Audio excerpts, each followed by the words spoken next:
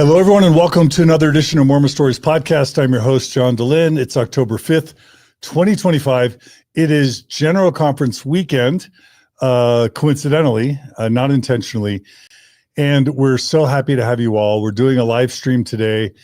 And today we're covering the topic of violence in the news tied to Mormons. Weeks ago, a very popular conservative YouTuber, Charlie Kirk, was assassinated in Orem, Utah, while he was speaking at Utah Valley University. I've made reference to that just in terms of giving my own personal condolences to Charlie Kirk and his family and his supporters. But we haven't really talked about that violence in the context of Mormonism and current events and news. In addition, just last week, I believe, in Michigan, a Mormon congregation was attacked violently. I believe the death count is now 5. I believe there's something like 8 injuries, and the shooter died in that conflict. It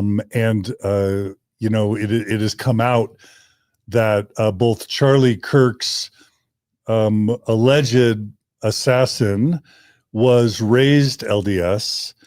And it's going to be hard to always use the precise terminology, but we're going to do our best. And it's been reported that the Michigan attacker, and we'll be talking about names and everything, the Michigan attacker, it's been reported that he hated Mormons. And from that, there has been a lot of talk about the causes of both of these horrible, deplorable acts of violence. Is it Mormonism? Is it liberal Democrat politics? Is it conservative Republican politics? Is it ex-Mormons or anti-Mormons that are to blame for this violence? And that's what we are here to address today. Specifically, it's not so much to go into details about each of these horrific events. We can maybe do that in a different episode. And it's certainly not to assign blame to anyone. We're going to get into that as well. But what we want to talk about specifically are, the allegations that it's, Mormon critics or ex-Mormons or post-Mormons, or as sometimes we're labeled, anti-Mormons, who are inspiring acts of violence. And so it's a sensitive topic, and we're grateful for those of you who are joining us today. We are live streaming, and I'm really thrilled to have with us in the studio the panel that we had when we reviewed An Inconvenient Faith just a few weeks ago. So welcome back to the show, Dr. Julie Azevedo. Have you done a name change? Are you doing a name change? Not yet. I'm pondering it. Okay. So yeah, I'll for today. How are we referring to you today? Azevedo Hanks. Okay. Yeah. So Julie, welcome back to Mormon Stories. Thanks, it's always great to have you. Happy to be here. We also have back with us Bishop Beau Oyler. Hey, Beau. Hey, good to be back. And we have, of course, the wonderful Jana Spangler. Hey, Jana. Hey. And we're excited to sort of soft announce a new initiative. We had such great feedback from our review of An Inconvenient Faith, and there's been so much discussion about polarization and violence and negativity, not just in the space of Mormonism, but also just in the space of religion and in the space of politics and just culturally. And I think probably everyone who's listening to this podcast on some level will agree, but certainly the panelists here today, I think we all believe that we need more light and less heat. We need more peacemaking, more bridge building, more dialogue that's healthy and constructive. And so we're announcing a project that we're codenaming Mormon Bridge Builders. But if if this project has legs beyond today, the idea is it's a new series on Mormon Stories podcast where we find ways to have a healthier Mormon community. And we're choosing that term carefully. When we say Mormon, we mean the cultural Mormon umbrella. That includes members of the Church of Jesus Christ of Latter-day Saints who are active, who are liberal or progressive, who are conservative, who are Orthodox, who are inactive. We mean no disrespect to any of them when we use the term Mormon. We're carefully selecting it as an umbrella term to describe the broader culture because we are a broader culture. In fact, I think we all agree there are more former Mormons in the world today, probably twice as many former Mormons in the world than there are active attending Latter-day Saints. Or even more. I mean, the data shows that we have about 4 million active members, right? So you have 17 million members worldwide. It's 4 times the size. So it's a really big group of people. Yeah. And we're if you can come up with a better term, we're interested. But when we say Mormon, we mean actively attending Mormons of record. We mean inactive Mormons. We mean ex-Mormons, post-Mormons. We even mean Community of Christ members, former Community of Christ members, and honestly, people affected by Mormonism, family and friends and community members who are affected, and just anyone interested in Mormonism. Like that's the group that we're looking to build bridges within. And so what I want to do really quickly is give each of you a chance to kind of introduce yourselves again to our audience and within this frame. So Julie, why don't you go first? Yeah. So I'm Julie, and I own Wasatch Family Therapy. I work primarily with women who are navigating family and faith, work a lot with faith transitions. I've written a couple of books, and what else? I don't know.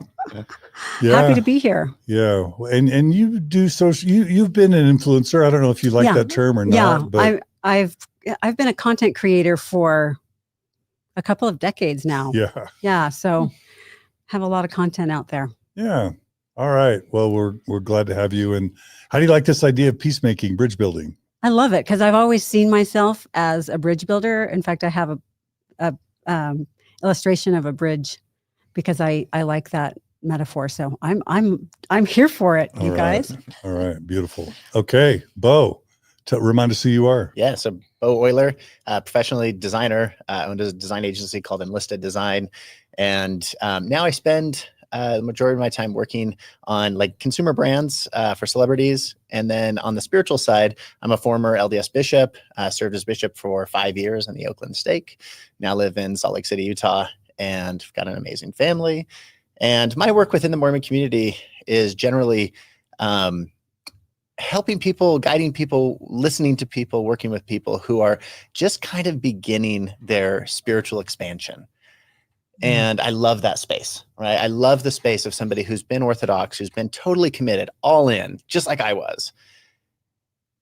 And then they start to think about things and they start shedding, or they start turning the light to certain spots that they never would have otherwise. And it kind of mirrors my experience and certainly my current experience. And so I just love guiding people through and with that spiritual expansion process.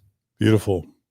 And yeah, thanks for helping me make today happen because you were really instrumental in today as well. Absolutely. I love the idea of bridge builders. I mean, there's within the whole bridge, there's the people that are at the beginning and maybe they're totally Orthodox and just perfectly happy where they are. And then there's people on the other side of the bridge that want nothing to do with it anymore. And that's okay too. And I think this project that we're going to work on together really is that center place, right? Where we have so many different steps to this journey and how do we empathize and guide and love those of us who are on that bridge. Love it. All right, Jana. Hi, I'm Jana. I am a faith transition and relationship coach. I've been working with symmetry counseling it's been almost 9 years now. And work with a lot of mixed faith families, mixed faith couples, and individuals who are trying to navigate their complex faith journeys. And I also am an alumnus of the Living School, which is a program that is put on and directed by Father Richard Rohr, for anyone who's familiar with him. But it's basically a program in contemplative Christianity and in contemplation, and how that informs the way that we move through the world to help bless our communities. So I pull on a lot of that tradition in the ways that I try to do bridge building. Beautiful. All right. Well, this is a great team. So, and I'm John Dehlin, Mormon Stories Podcast, and I'm happy to be here. That's all I'm going to say about that.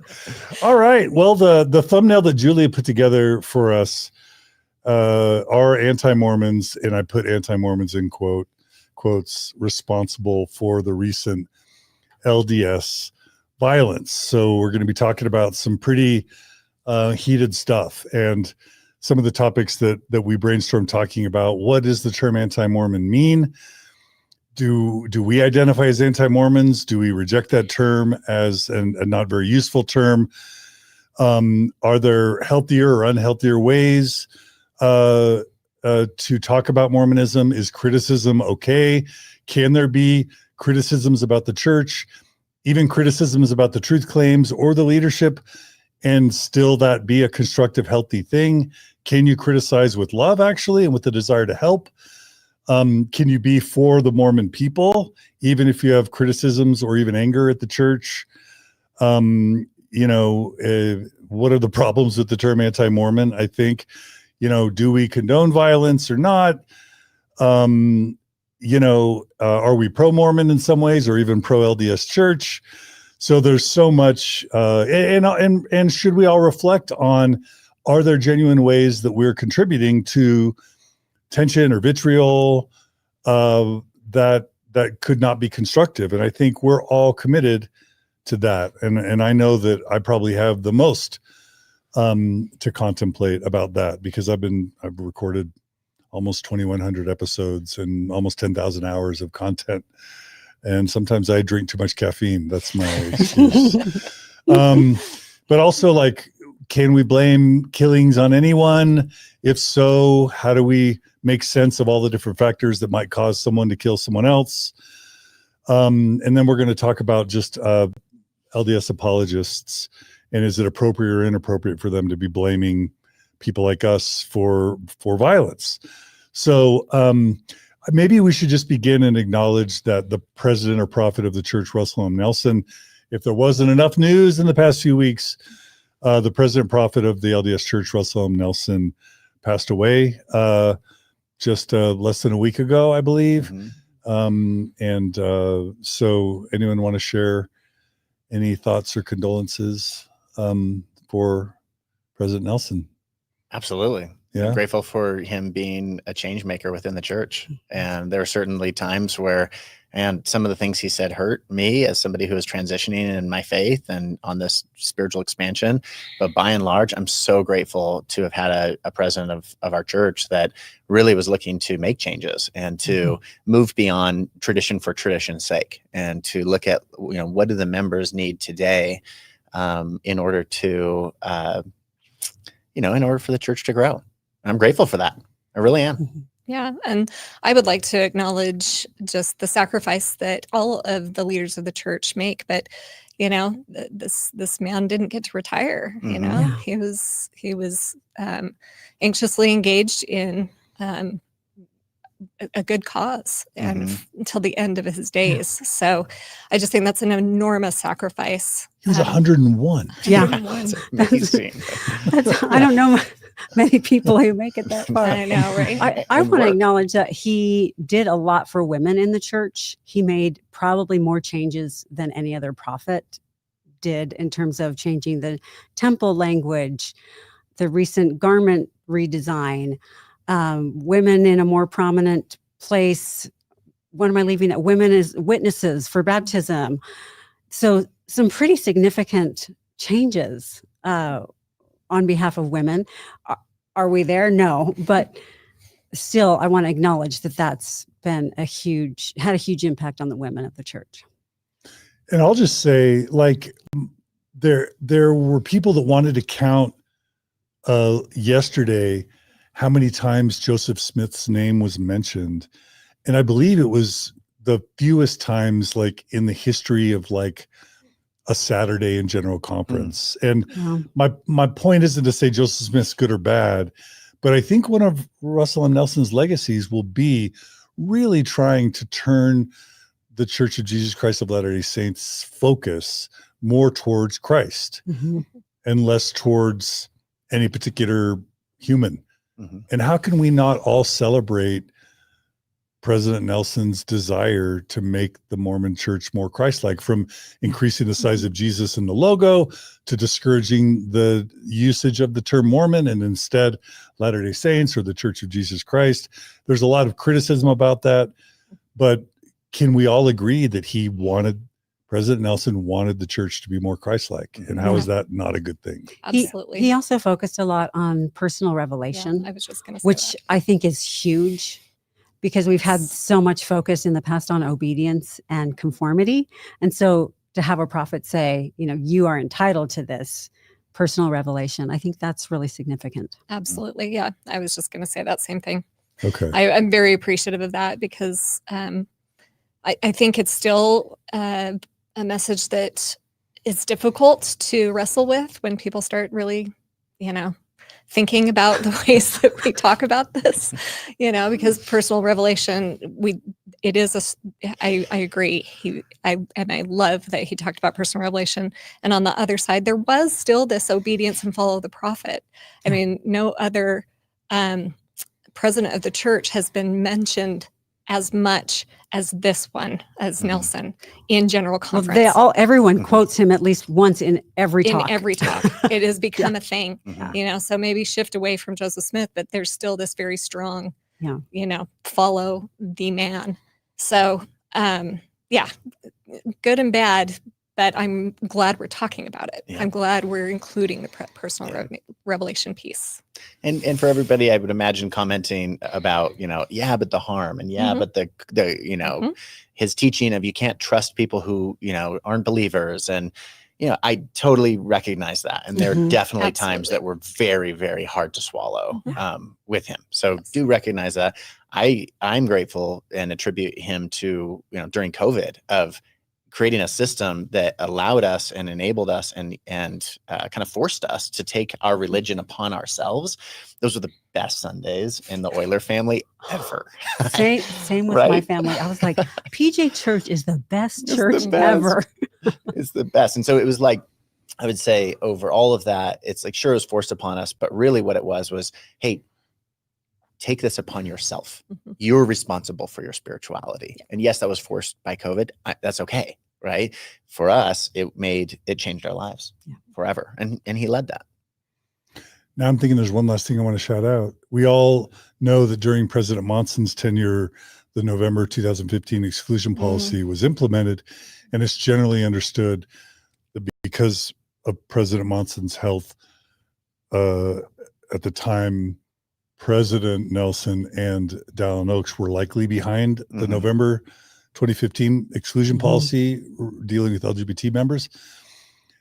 I guess we have to give President Nelson credit for rescinding the November 2015 policy 3 to 4 years later. Yeah. Because even though he had denounced it, even though he had said it was doctrine, he was willing to recognize something to the effect of it not being important harmful. Or good or valuable or harmful. It's harmful. Possibly, yeah.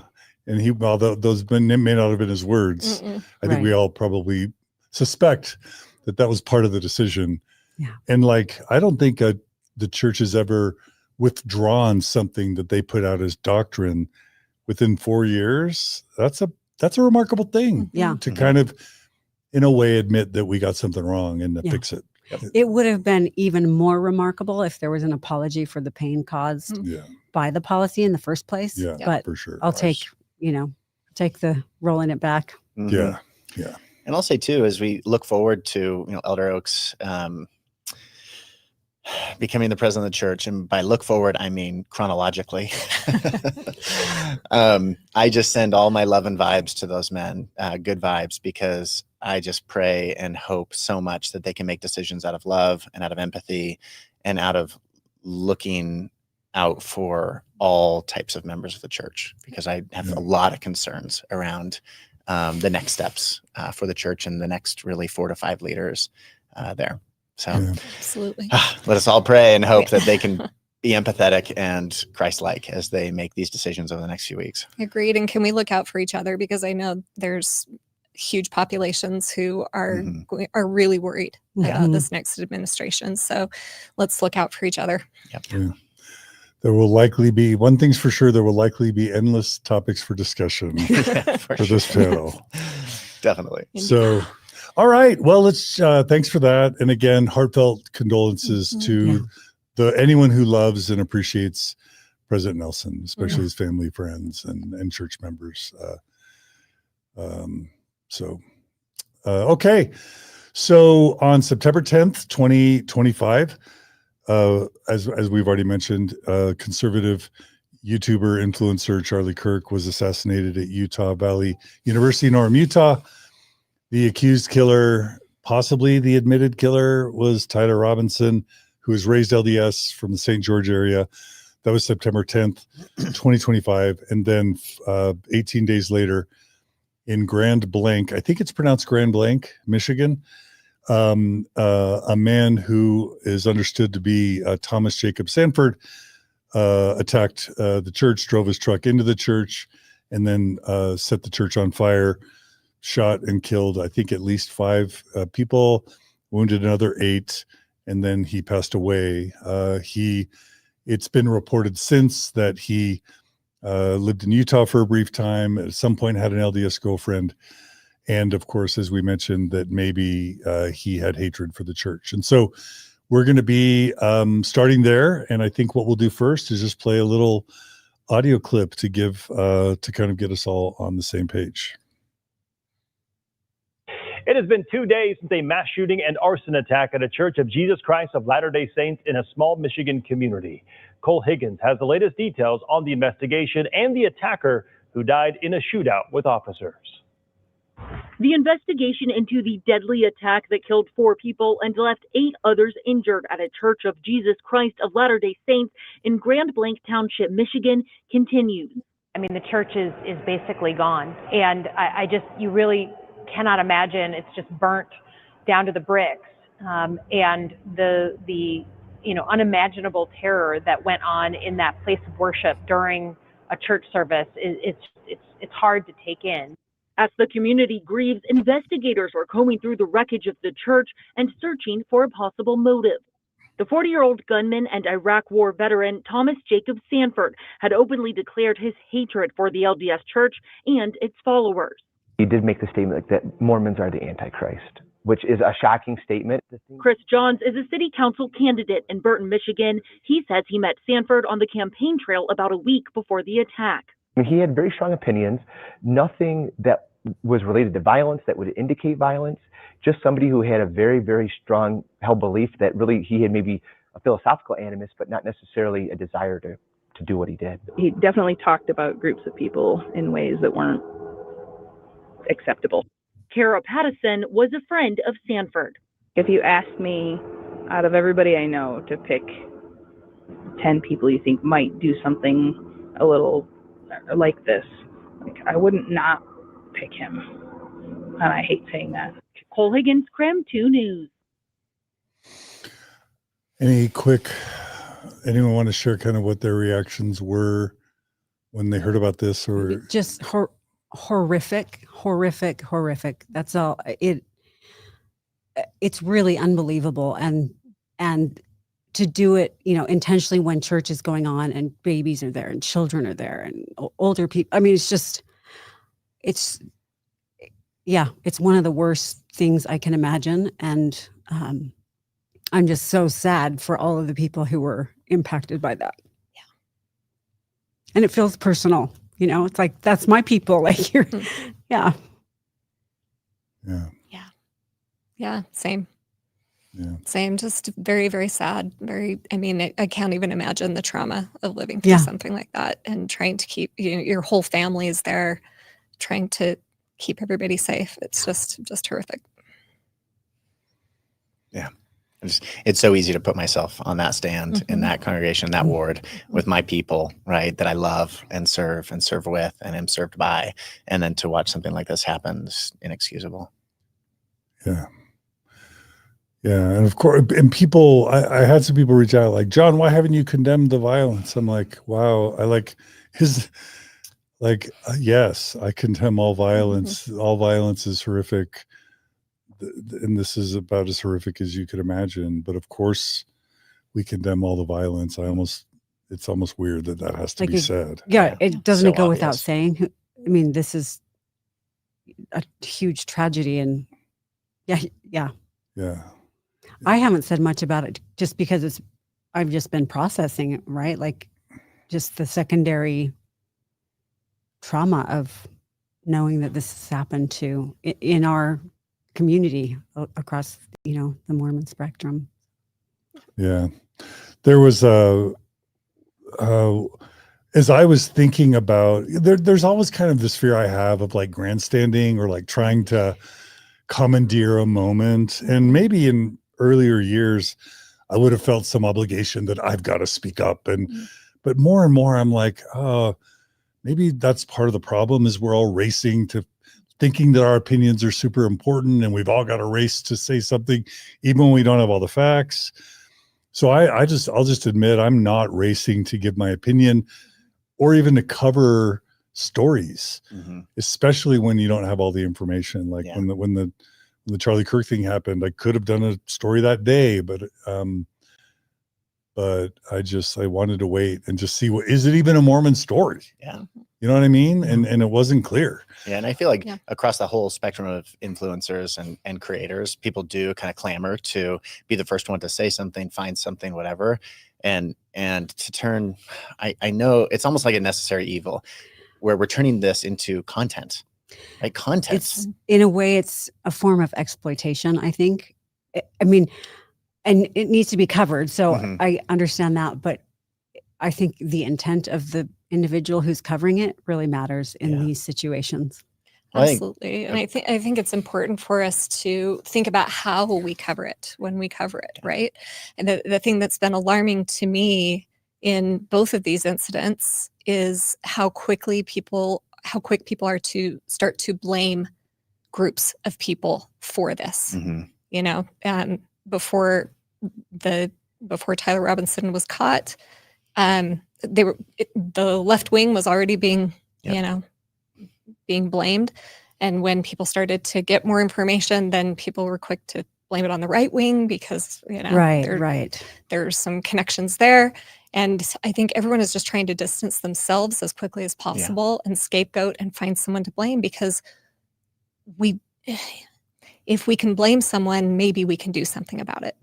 Right. And I think that's just the way the human brain works. But I think we have to be really, really careful to just remain humble and say, let's let the investigation play out and let's see what is there. Finding cause is a good thing, but trying to find one cause, one group, one place to blame is never helpful. Yeah. And to watch all the infighting as well within Mormonism has been kind of heartbreaking for me because it's like this group calling that group anti-Mormon and this group calling that group anti-Mormon and people from the outside calling anti-Mormon, people on the inside anti-Mormon. It's like, what does that even mean? Yeah. What does that even mean? And how I see John or Alyssa or other people being blamed like, this is your fault. You're inciting this. It's like, couldn't be farther from the truth. And so I think that's really why we're focusing on that today is like in the aftermath, let's look at our own community and how we're handling this and how we're speaking of it. And of course, you mean Alyssa Grenfell. Of course, And for those who don't know, as I was thinking about whether I was going to make a statement at all, I came across Jeremy Runnell's statement. He is, for those of you who follow Mormon Stories, the author of the CS letter. And I thought Jeremy made a great statement. And I won't read it all, but Jeremy Runnels writes, "It's no secret that I no longer identify as LDS or believe in the truth claims of the faith, but in a strange and paradoxical way, I still identify with the people. I live in Utah. I have believing family members and friends, and I've been around members my entire life. They're my tribe, and if the world was insane and united against them to harm them, I'd absolutely be on the front lines with the tribe to defend them. The attack yesterday felt very personal. I'm very sad for the folks in the Michigan Stake Center and their families. I'm very sad for members in general during this difficult time with the loss of President Nelson and this horrible event that hit home. Yes, we can disagree and we can debate in the arena of ideas and words about the Book of Abraham and Book of Mormon anachronisms and this and that and that and this. But at the end of the day, these folks are my family and friends. They're my home. They're people that I trust my life, family, and property with. They're my tribe, and I'm just so sad and devastated with them today. And I'm not sure I could have done a better job. Yeah, It was I beautiful. thought it was amazing. Yep. Yeah. So I think, can we all just sort of say us too? Yeah. Yes. Amen. For sure. Yeah. Okay. So thanks, Jeremy. We love you if you happen to catch this episode. So, all right. So I thought maybe we would begin with the end in mind. And just coincidentally, I've been interviewing Never Mormon historian John Turner, who is the author of a recent biography on Joseph Smith, which is an excellent biography. I think I've done 16 episodes with John Turner. And incidentally, just in the past couple of weeks, we've been covering anti-Mormonism. We've been covering Zion's Camp, the horrific persecutions against the saints in both Kirtland, Ohio, and, Missouri. And, it's horrific. I didn't realize that long before even Governor Boggs's extermination order, which was issued, the governor of Missouri issued an extermination order against Mormons. I think that does qualify as anti-Mormon. Long before then, they were burning down the houses of Mormons that settled in Zion as just part of this frontier justice kind of thing. And so we've been talking about that violence, but not just that, the Hurlbut affidavits and E.D. Howe and Mormonism Unveiled. Like, the church was experiencing people trying to take it down, to criticize it from the very beginning. So John Turner is marinating in all of this stuff. And so I interviewed him this week. This episode hasn't been released yet, but I just asked him if he wanted to comment on these attacks. Because honestly, I was wondering whether I should cancel my series with John Turner. I've been so overwhelmed with sadness and frustration and fear around all of this environment that I've been, do I cancel Mormon Stories? Do I retire? Do I move to another country? Do I shut down what I do? Do I pivot? Because it's got me spooked out that much. And I think I'm not the only creator that's feeling that way. So I just put it to John Turner, and I thought I'd just share what John said. And this is kind of giving the answer at the beginning. We're still going to go into more details, but I think this is worth hearing his perspective, and he's never been Mormon. I guess one other thing I would say is I try to sell my students on this in the classroom, that to critically examine a tradition or a movement or a thinker is not hateful. It can be done in a hateful way, but in a way, it's also a mark of respect. And, I teach classes in which we analyze Judaism, Christianity, and Islam alongside each other. And it would be disrespectful, for instance, not to take the same approach to the Quran as one might take to the Bible. I think the critical examination of traditions, it can be done respectfully. And in a way, it is a measure of respect to say, look, I take this seriously enough to take a scholarly look at it. He also mentions that whenever there's a killer, from his point of view, the number one thing responsible for any murder is the killer themselves. Mm-hmm. Yeah. Even if they're influenced, or say they're influenced by ideology, you got to look at the mental health aspects. Mm-hmm. You got to look at the context. You got to look at history and trauma and accessibility to weapons and what's going on in their personal lives that may make them feel desperate. Like, I hope that, let's put it this way. I hope that if a murder was ever conducted and the murderer said, I was influenced by Mormon apologists, for example, or the Mormon Church, the teachings of Joseph Smith or of the modern day prophet, I hope I would say, no, we're not going to pin it. We're not going to jump to any conclusions about what to pin this on. I hope that we would all have that reserve. Anything I want to say in addition about that specifically? Yeah, I mean, I would say that it's really, really complicated. Like you said, I agree. There's never just one thing. There's never just one thing that goes into this.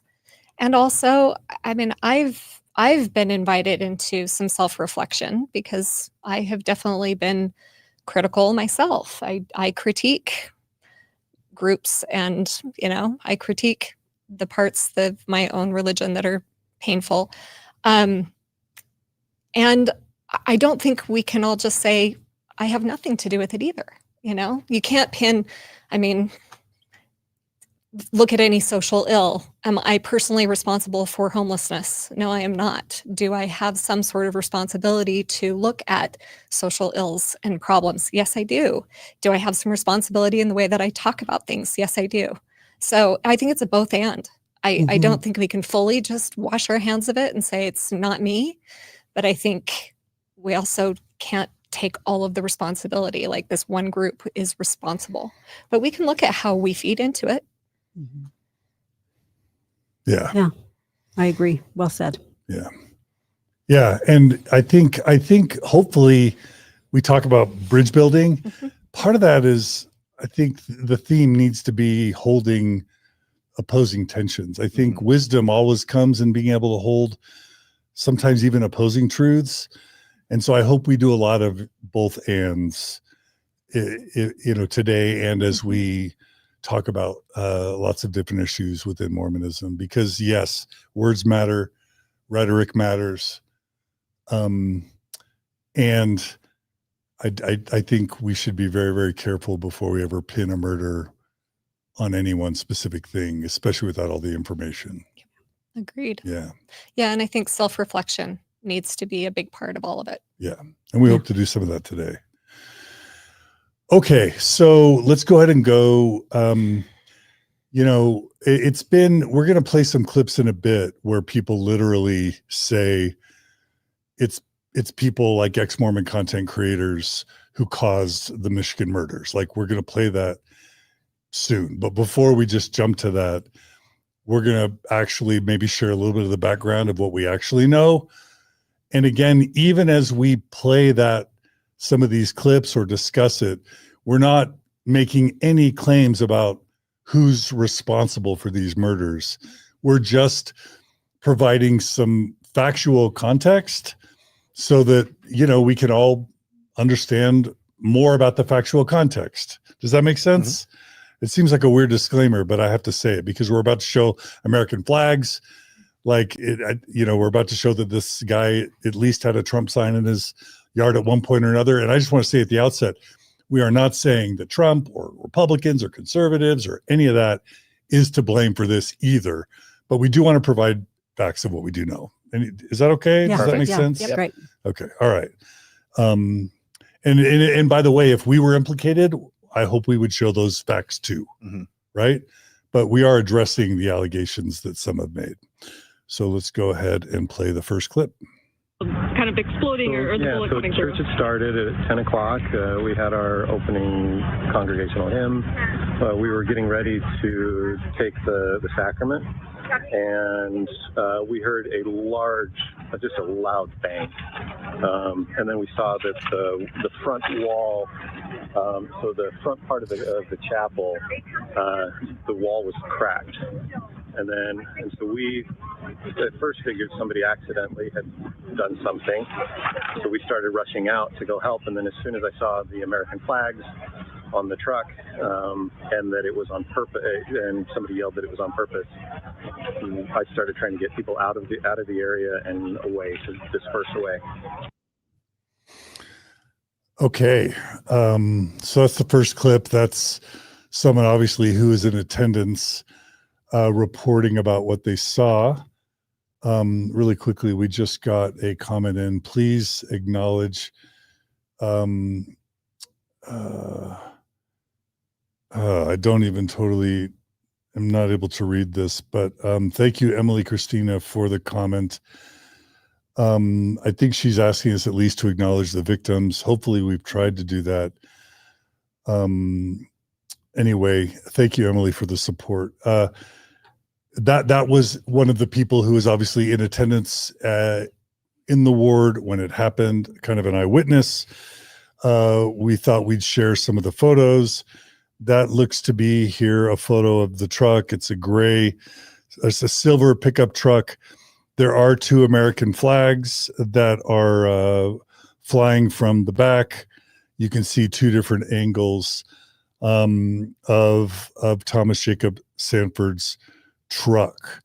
A little bit of the background on Thomas Jacob Sanford. He was 40 years old. He served in the Marines from 2004 to 2008. I think it goes without saying that we are in no way saying that military service, people who wanted to jump to conclusions could just as easily have said this was caused by military service. What a horrific and offensive conclusion to make. We would never make that, and we are not making that now. Sorry, that's my dad calling. He's 91. Hi, Dad. Yeah, hi, Dad. But he did serve in the Marines from 2004 to 2008. Iraq war veteran, deployed during 2007 and 2008. And just some comments from CBS News. White House spokesperson Caroline Leavitt said on Fox Monday morning that FBI Director Kash Patel told her that Sanford, quote, hated people of the Mormon faith, close quote. And then Chris Johns, who is a candidate for the Burton City Council, said Monday that he had spoken to, quote, a guy, former Marine, who went to Iraq and somehow got to Utah, close quote. After 20 minutes of pleasantries, the conversation took a turn from the Second Amendment to anti-Mormon sentiments, quote. It kept going to, quote, they're trying to put people above Jesus, and they're not Christians, John said. He did make the statement that Mormons are the Antichrist. And let's take a second now to talk about the term anti-Mormon. I don't want to get us derailed, but I think that's one of the most important things we can discuss. What would y'all like to say as an opening to just that term, anti-Mormon? Have any of you ever been called anti-Mormons? And do you have strong feelings about the term? Yeah, I do. I think it means you are against the Mormon faith or the Mormon people, right? And I've been called that, and it makes no sense to me because I am for the all of my work has been to help the Mormon people be healthier, particularly women in their relationships and their faith journeys, right? It's like all about supporting the Mormon people. So I'm like, how could I be against the people that I'm passionate about supporting? It makes zero sense. But I think people equate anti-Mormon with any type of criticism. Mm-hmm. And that's where there's the confusion, right? Anybody who criticizes the church gets labeled as anti-Mormon, but criticism is not anti-Mormonism. Amen. Yeah, I mean, I think growing up in the 70s and 80s, like I grew up with that term, and it applied to anyone who was bringing any of the difficult issues up. And it was, don't read any of that stuff. It's anti-Mormon, mm-hmm. right? Like, and it was an evil force that was going to take over my soul if I looked at it, right? But I've experienced that as well in places where I've brought up difficulties. I think it has morphed into that for a lot of people. If you bring up any problem at all, anything uncomfortable, you're against the church. You're against it. It's like, right. No. That's right. Mm-hmm. When I was growing up, what was considered anti-Mormon is now published in the Gospel Topics essays. Exactly. So it was actually Mormonism. Yeah, it was. That's what I always say. I'm like, no. Anti-Mormon is actually Mormon. Right. Like, from a historical standpoint, right? Like I remember reading my first anti-Mormon pamphlets. I grew up in a town in Carmel, California. It was like, we're some of the only LDS members. And so I remember people giving me anti-Mormon pamphlets, reading them. Oh my gosh, this is so anti-Mormon. This is so anti. Well, it turns out that anti-Mormon is Mormon. It's just Mormon history. So like, 10, 15, 20 years ago, if you claim that Joseph Smith translated the Book of Mormon with a rock and a hat, you would be called anti-Mormon. Yes. If you claim that Joseph Smith had 30 wives Yep. and married a 14-year-old or whatever, you'd be called anti-Mormon. Anti-Mormon. In fact, many people who have stumbled on the church's gospel topics essays, when they're shown the gospel topics essays, they don't believe that they've been authored by and approved by the church. Active believing Orthodox faithful Mormons in 2025 will refer to today's current gospel topics essays as Anti-Mormon. Anti-Mormon. Am I wrong? Yeah, because Like, anti-Mormon. There are people who won't read them because it's like, no, they're on churchofjesuschrist.org. Like, how can that be? Yeah. It's published by the church. So it's a super problematic term just because, like, what does it mean? And it's been so misused and watered down. It basically means, someone who's saying something about the church that I don't like, or information about the church that makes me feel uncomfortable and being repetitive. But that's like over the past 100 years. And like, who are the biggest anti-Mormons in history? Like Fawn Brody, like she was David O. McKay's niece. Her biography's been vindicated. No Man Knows My History. She would be listed in the Hall of Fame top 10 anti-Mormons when really she was just trying to create the most accurate biography that she could. Yes. Sandra and Gerald Tanner have been vindicated. Their scholarship is almost flawless, like as close to flawless as any prolific scholar, I think, out there. And we've had Sandra on a million times. She's a lovely, funny, witty person, but she would be number 2 top anti-Mormon of all time. Wait, what are you pointing at? Well, I've had Orthodox Mormons say, well, Julie's an associate of John Dehlin. And like that's supposed to mean, so you must be against the church. I'm like, John's not an anti-Mormon. Guilty by association. Yeah. You're one of the top ones according to a lot of people. Yep. And while all three of you are far more public than I am, you've all been called anti-Mormon. I've called anti-Mormon, right? Not necessarily you, but like certainly, like I have called people anti-Mormon. Why? Because they're going against what the current prophet says today. They're making things uncomfortable. They're raising questions. They're making me think. They are not helpful, right? It's like Elder Packer said, like, not all truth is helpful. Well, if you are speaking that truth that is not helpful to build the kingdom of God, then you're anti-Mormon. In the same way that anybody can throw anti-Christ out there, right? Oh, they're the anti-Christ. I've been called that too. Right? For sure. Well, but when as an organization, we hold faith very synonymous with belief, which I think they're very different things. What's the difference? Well, faith is a much broader term. I think that faith can connote some beliefs, but I think faith is more of a trust. It's more of an act of, like, if I have faith in you, it's not that I'm telling you I believe you and everything you say.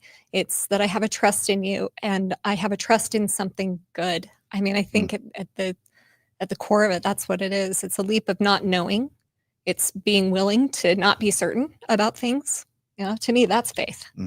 I believe it not against my own experience and against science and against everything else. A lot of people hold that as like a brand. My faith is strong. Nothing can shake me, which means I have to ignore a whole lot of reality. I don't think that's really a robust faith. Faith is, I can't know this, but I'm moving forward and moving forward. Because I think something good is in this. That when you have it synonymous with belief, anything that challenges the belief can get thrown in that anti-Mormon bucket. And so I get told that a lot, destroying people's faith, when I feel like what I'm doing is trying to strengthen people's faith. If we're willing to have a faith that can withstand reality and reality testing and critical thinking, that is a robust faith. And if it's all right, I'll just address my thoughts on this term generally and as applied to me. Like, I think in theory, I think we could talk about whether there are people that could be fairly categorized as anti-Mormon. We could talk about whether that term even does have some place in the world as a label for people. But I started Mormon Stories podcast in 2005 as someone, first of all, even when I started questioning my faith in the church in 2000, I just wanted the church to be more open and honest about its faith. I wanted to support people who doubted and questioned. I wanted to have less divorces within Mormonism because of faith crisis. Eventually, I learned about the LGBT depression and suicide crisis. I wanted to help LGBT people. But anyone who knows, when I started Mormon Stories podcast, my intent was to help keep people in the church. And that was true for at least the first 5 years of Mormon Stories. So certainly I couldn't have been called anti-Mormon then. I was for honest, open discussion of history, for LGBT support, for women, for feminism, for people of color, against racism. But I don't think today the church would have any problem with any of that. So anyway, it wasn't until the church excommunicated me really that that label really started to get out there. I mean, even before then, I did talk about the second anointing, and I think that made some people upset. But even that was after I'd been called in for disciplinary counsel. So, but yeah, just giving voice to people like Grant Palmer and Sandra Tanner and others, I think, is where I started getting that label applied to me. But forever, it's been my goal. First of all, I love the Mormon. Here's why I'm not anti-Mormon. Number one, I love the Mormon people with all my heart. And everything I feel like I've done over the past 20 years has been to try and have more healing and growth and honesty and integrity and with the Mormon people, less divorces, more joy, happiness, healing, healthier families. So I love the Mormon people. I'm actually super grateful to the LDS Church for my upbringing. And I've always loved the LDS Church in spite of all its weaknesses and problems. I feel like the church was an overall good influence in my life. So I love the church. And even when I've criticized the church, like John Turner said, it's been with the desire to help the church do less harm and to be a healthier place for people. And if you ask me today, I've had thousands of people come to me and say, John, I'm struggling in my faith. I'm trying to decide if I should leave the church. I don't think you'll find in 20 years any time where I've ever told somebody they should leave the church. In fact, I think I could come up with hundreds, if not thousands of people who would say, when they ask me whether they should leave the church, I probably said to them, if you can stay in a healthy way, you should stay. And to this day, in 2025, I believe, and I get a lot of flack from ex-Mormons for saying this, I believe, it's my personal opinion, that the Mormon church, the Church of Jesus Christ of Latter-day Saints, does more good in the world than harm. And I only want to see it get healthier. I don't want to see it destroyed. And I know that it also hurts some people in very significant ways. So I don't say that glibly, but that is my position in 2025. I want a healthy Church of Jesus Christ of Latter-day Saints, not a dead or deceased Church of Jesus Christ of Latter-day Saints. And so I don't know if that makes me anti-Mormon. I don't know. I don't understand the term. I think people apply that label when you challenge their certainty. And I think we all challenge the certainty of certain beliefs. And so, but I think that's an inaccurate use. I think if your intention is to destroy, you're anti-Mormon. And I think that's it. If you want to destroy it, then yeah. and even then, I don't want to take people's faith away. When I talk about truth claims or the history, like you, Jana, I want people to have their worldview based on reality, on facts, on evidence. But when I talk about truth claims or history, I just want informed consent. I want people to not be fooled into their belief, but to have it be based in evidence. Yeah. I mean, for decades, when I was giving 20 hours a week in service to the church, or mission leader, elders quorum presidencies, bishoprics, like all of that, there was always this little cloud back here of like, there's stuff I don't know. There's stuff going on or that's gone on that I'm like, I'm uncomfortable with, but I'm not going to look at it. And then to get to the place in life and in my spiritual journey where I wanted to look at it, I just wanted to see things clearly. And I stayed in the church for years, a decade, right? And then incrementally, increasingly, I started seeing things more and more and more and more clearly as they really are. And it wasn't the anti-Mormons who helped me do that. It was the Mormons. It was looking inward. It was my own spirit of being able to look at things and just want to see it clearly versus having that kind of shield of protection over me. Pun intended. Yeah. Yeah. And the history is the history, and the science is science, and the harm that the church has caused people is the harm that the church has caused people. And it's not anyone's fault if somebody loses their faith or changes their faith perspective when they learn the factual history. If you could point the church, you could blame the church and say the church is anti-Mormon. If you could say Joseph Smith is anti-Mormon because he was a polygamist, and that's caused people to leave the church. Or you could say the Book of Mormon is anti-Mormon because it's got anachronisms and that causes people to lose their faith. You can't blame the messenger talking about anachronisms or DNA or historicity or polygamy or masonry or whatever. Those facts are facts. And you have to blame Joseph Smith or the church if you're going to blame people for causing anyone to leave. And the last thing I'll say is I polled my audience, what percentage of them lost their faith because of Mormon stories?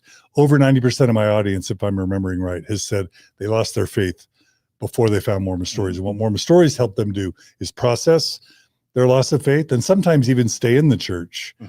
And Julie, you had that conversation with your church leaders, right? Yeah. In fact, I don't have a percentage, but my guess is 80 to 90% of the people who have followed my work online stay in the church, at least for some say I stayed longer than I would have, because I have no desire to take people out of the church. Zero. Yeah. Me either. I think it's kind of, I'll complicate it a little bit, right? Because we all have our bias.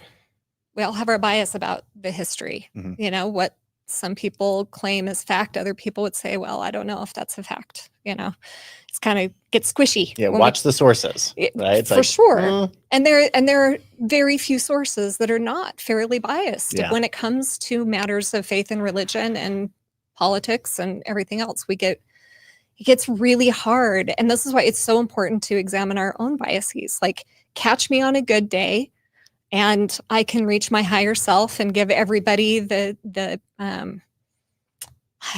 dignity that they deserve as a human, trying to understand all of these things to their best ability. And then catch me on a day when I've just talked to 3 clients that have all been enormously harmed, and you might hear a rant from me of all of the harm that can be there. And so I don't know, in those moments when my bias and my hurt it comes from hurt, comes through, I could see how someone could say she sounds pretty anti-Mormon. I don't know. I mean, I think there's also, we're not just, I don't think we can pretend that this is like a hard science, that we're just giving the facts. For sure. So I don't know. I don't think I hit that perfectly all the time. I don't know that any of us can, but I know when I'm in my hurt, I don't see it as well. And I really want to place blame. 1,000%. Yeah. 1,000%. I think in my Beau Bible, I've got the second entrance, the second entry. It's a quote from F. Scott Fitzgerald. It says, "The test of a first-rate intelligence is the ability to hold 2 opposed ideas in the mind at the same time and still retain the ability to function." And so, like one day you're going to say something that does seem like it's anti-Mormon. The other day it's going to be apologist, or it's going to be pro-Mormon. And that's our ability to be able to say, for me personally, Beau Oyler, there are ways that the church, and certainly church teachings, damaged me. Full stop, damaged me. And have been in therapy since I was a very young age because of those things, and still working on those things. And those are the times where I get so feisty and so, I don't say angry, but angry for what was taught to me and how it was taught to me. And at the same time, it blessed my life so much. And I don't think that that's a rarity. I think every one of us experiences that, right? Both of these truths at the same time. And that's what we're going to see in this group as we produce these different topics, the different episodes. And some people are going to be really uncomfortable with us because they're going to be like, what are you doing? Like, praising the church after all the harm that they've done to me. 100%, I get it. At the same time, I still feel as a Mormon that it is up to us to be able to make change from the inside, the outside, and everywhere in between. the duality. Yeah, we talk about ands. The church can do a lot of good, and it can do serious harm. Yep. And Jana, to your point, have I always given the fairest explanations or context of truth claims or history or the harm the church has done? Absolutely not. So in that sense, I do need to do more reflection. Have I always been fair? Have I always been generous? Have I given biased or hurt or inflamed messages? And the answer is yes. Sometimes I've even taken those episodes down, and there's kind of this little category of like caffeinated John episodes that I took off the internet and then re-recorded the episodes. But even then, like, I still have work to do. So like, from some of these Mormon apologists, one of their main criticisms is these people, me, Alyssa Grunfeld, Nemo, RFM, Bill Reel, whoever, they're making church members look bad in dishonest or inaccurate ways. And that's a valid critique that I need to spend more time analyzing. So I appreciate that point, Jana. Yeah. And I don't think that makes you anti-Mormon because you have intense feelings about things or haven't been fair, right? Yes. That's different than wishing the destruction of a church or a people. Being angry is just being human. And so I think like there's room for that without being against the church. 100%. And I will defend any of that list of people you just you just said for anger that they bring to the conversation, because it is one thing to critique something we're not part of or never have been part of. It's another thing to critique something that you have personal experience with. It is not the same thing. And I think it is important for us to speak to the pain that we see and to be angry about it. That's human. And both and. I would never critique the way another person is experiencing that. I prefer to critique institutions, ideas, things, bring to light things that are hidden, that aren't obvious. I think that is important work to do, and that's important work that nothing gets better without that. Right. No one likes the critics, but we need them. And I've said this before, but movie critics don't hate movies. They love movies. They love movies more than anyone else loves movies. You know? Exactly. It's like they critique, it comes from love and wanting to improve, not from wanting destruction. Absolutely. I mean, this country doesn't move forward without Martin Luther King Jr. critiquing the system. And evil hides in systems. It just does. It's less obvious when it's part of a system. It's just in the water of what we're swimming in, and that deserves critique. That needs to be critiqued. That does not make something anti whatever. I think that there probably is a category of anti-Mormon that thinks that it needs to be destroyed, that it shouldn't exist. It should cease to exist. Maybe I'd call that anti-Mormon. But this middle space of people just wanting to bring light and healing and truth, I don't see that as anti-Mormon. All right. Well, this is beautiful. There's so much more I want to say, but let's keep advancing on some of the content. Here is another member of the Grand Blank congregation who was an eyewitness. And I love the sentiment that he shares in this clip. One who did not experience what you experienced yesterday is going to have some opinion. What do you say to them, knowing they didn't process, they didn't experience what you experienced yesterday? Yeah, there's so many people that are so quick to judge, so ready to point the finger at who did it, why they did it, some political reason, some just something. Everybody's making stuff up. We can't be making stuff up. We can't be pointing the finger. We can't We can't make this political. We can't let this divide us. Everybody needs to be reporting the truth and all of the truth, not just part of it. We need to come together as a country. We're so divided. Everybody's so full of hate. I don't like going on Facebook. I don't like social media, and I avoid it because you post something and there's always somebody that's willing to. They're the keyboard warriors that have to think their opinion is fact, and we can't be doing that. The country needs to come together right now. What do you think? Why'd y'all like that clip? Anyone want to share why you wanted that clip in today? Yeah, I just think the peacemaking, right? Like we're at a place right now where especially you, John, and other content creators, LDS or Mormonism content creators are being called Antichrist. And I think that clip is so important because the pullback is, hey, we just need to come together right now. We're being divided in every way possible. And that guy was in the chapel. Yeah. When the murders were happening. Exactly. Right? Yes. Yep. If anybody had a right to be angry or condemnatory, it's that guy, right? Yep. Yeah, for sure.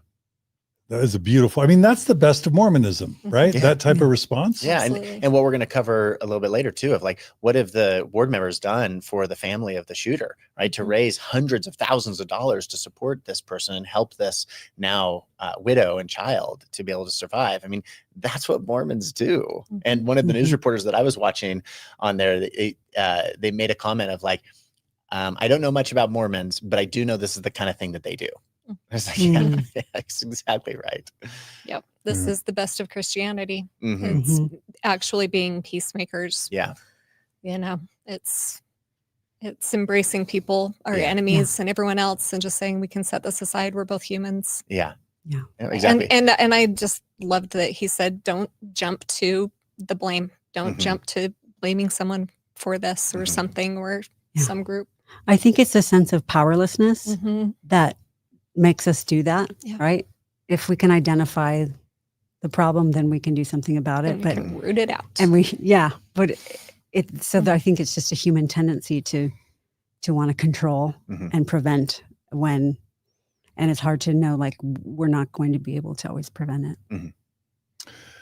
I'm going to save as a teaser a reaction that I want to share now, because when I think about the Ward Radio Cardinalises and Cwic's of the world, or the Jacob Hansons of the world, or this Dr. Richard Wadsworth that we're about to put out there, there's this quote that I learned from Eckhart Tolle once in his book, A New Earth. He said, "That which we fight, we strengthen." When I've been trying to do my best empathy and my most bridge building and Christ-like influence, there's a degree to which I think I and others may have helped create Jacob Hansen and Cardin Ellis and Cwic and this Richard Wadsworth, because I think, and again, I want to save this discussion for a little bit later, but I think if I had to give my best faith interpretation of Mormon apologists, they're just trying to defend something they love. They see something they love, their beliefs, their community, they see that as being under attack. And they're seeing people that they love lose faith in and or leave the church and the tradition that they love. And they probably say, we're tired of being beaten up on the internet, and we're going to raise our voices to try and defend and stick up for, and maybe even hurt the people that are hurting others that we love. And I guess I'm giving a little bit of the ending away, but as I've tried to do some introspection, I think I've done my part to create the problem that maybe we all are wanting to address today. And so I have to do some reflection about that. And I think that's the spirit with which we've started this bridge building group. We can pass on that, or if y'all want to respond to that, you're welcome to. Amen. Yeah. Okay. No one's disagreeing with me, which is good. I will say this.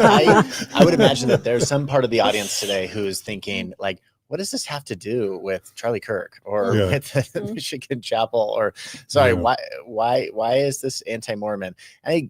part of it maybe because they're not following feeds or influencers, creators who are pointing the blame. Yeah. Right? And that's okay. Right? That's totally okay. But if you look on Reddit, if you look on YouTube, if you look at the Jacob Hansons and the Ward Radios of the world, as well as outside into evangelical Christianity, and we'll get into this, they're pointing the blame very quickly. Yeah. And part of that is because Trump's response so immediately was, this was an attack on Christianity and then Christianity, evangelical Christianity, immediately turns and is like, they're not Christians. And so it just brought that same conversation back up.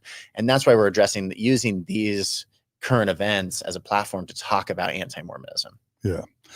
Well, to make sure people understand the context, let's jump right in, if that's okay. And, we try to never dox people, but in this case, Dr. Richard Wadsworth, he's got his own TikTok account under his name, including the fact that he's a psychiatrist and medical doctor. That's the profile that he's using on TikTok. So there's really no other way to kind of talk about it. This is his profile, Dr. Richard Wadsworth. And let's just jump to the clip that, helped bring us here today.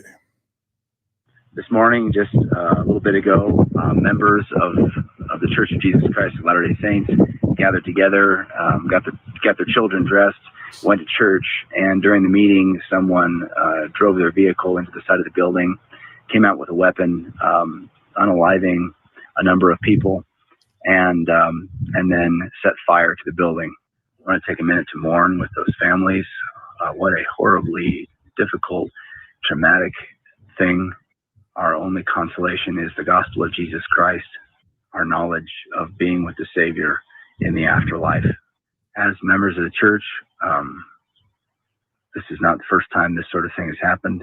It will not be the last time. With what is happening on social media, with just horrific, continual, perpetual mischaracterizations, misrepresentations by anti-Mormons who are purposely trying to demonstrate the church to be misrepresented and presented in terrible ways.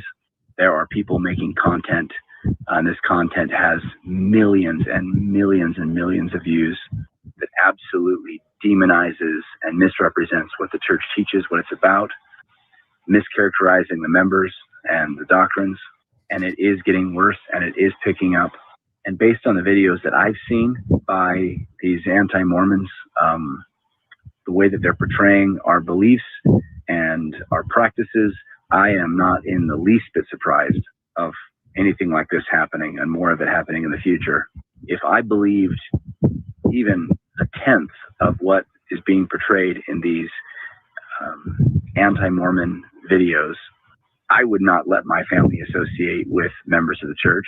And you can very easily see how someone could justify this sort of thing based on what a lot of these creators are posting online, which so horribly misrepresents and mischaracterizes our teachings and practice and the way we live our life. The way that they worded this in the article in the Wall Street Journal, it says Ex-Mo influencers mount a war against the Mormon church. And it starts with information. And this is where this sort of thing leads naturally. If you are an anti-Mormon or an ex-Mormon and you hate the church for one reason or another, I think that's totally fine for you to share your story, your experience, but please give context, accurate information. Please don't misrepresent and mischaracterize the church. As someone who grew up outside of Utah, this sort of thing has been going on for a long time, and it has been amplified a millionfold with social media, and the impacts are real and they are terrible, and it really does impact people's lives really negatively. If you've posted material that you knowingly misrepresented, mischaracterized the church for not being what it actually teaches and stands up for, please correct whatever you said. Please try to portray us accurately, and hopefully no more of this sort of thing will happen. So that's the first clip. And just really quickly, because there's one more clip I thought we would play. I'll play one more clip and then we can start talking about it. But this is from Ward Radio. Exactly what he was saying in a piece that he put out today is that anti-Mormonism is sort of like this fundamental bigotry because it's based purely on like those people think weird things.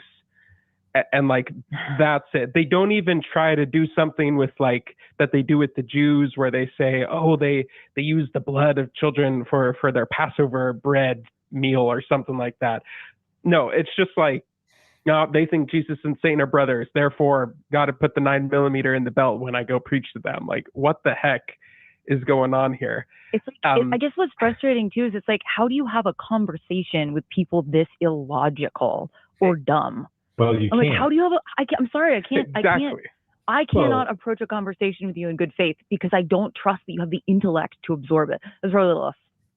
Well, no. Listen, if you come from a place of irrationality or not reason, you can't. Their premise is not based in reason. So you can't reason your way out of that. And when we're talking about something. All right. Well, that gives you all a sense for the types of blame that's being assessed. Y'all, who wants to go first on responding? Yeah, I have so much to say. So much there. Okay. Critiquing the church is not the same as inciting violence. And I think what's so interesting, they're saying the church is being misrepresented. In a lot of ex-Mormon content creators, the church is actually being more accurately presented than the church is presenting the church. So I think that's important to say. Like, I haven't seen a lot of ex-Mormon creators who are talking about things that aren't objectively true. So I'm noticing a couple of things. I think it's really hard for people to understand that two different people can interface with something and come away with two different experiences. And when any of us is explaining our experience, it doesn't have to be what everybody's experience is. The other thing that I'm noticing is that in this discussion, especially I noticed this in the Word Radio, I mean, the vitriol that they're spewing back to the people they're critiquing, they don't understand that they are doing the same thing. Yeah. You're being so mean to us, you jerk. Yeah, you.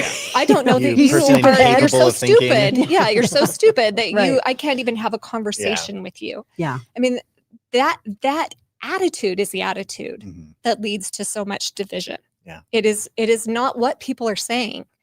But so many people think I'm the warrior for the truth. Mine is the only way to see it. And everyone else is an idiot.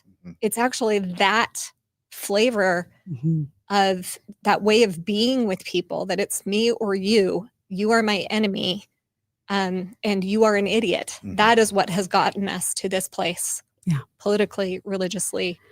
And you're not helping the situation when you're talking about things that way. Yeah. If we could replace that with curiosity, like tell me where you're coming from. I wonder where they're coming from, right? Yep. Instead of calling names and belittling. Yep.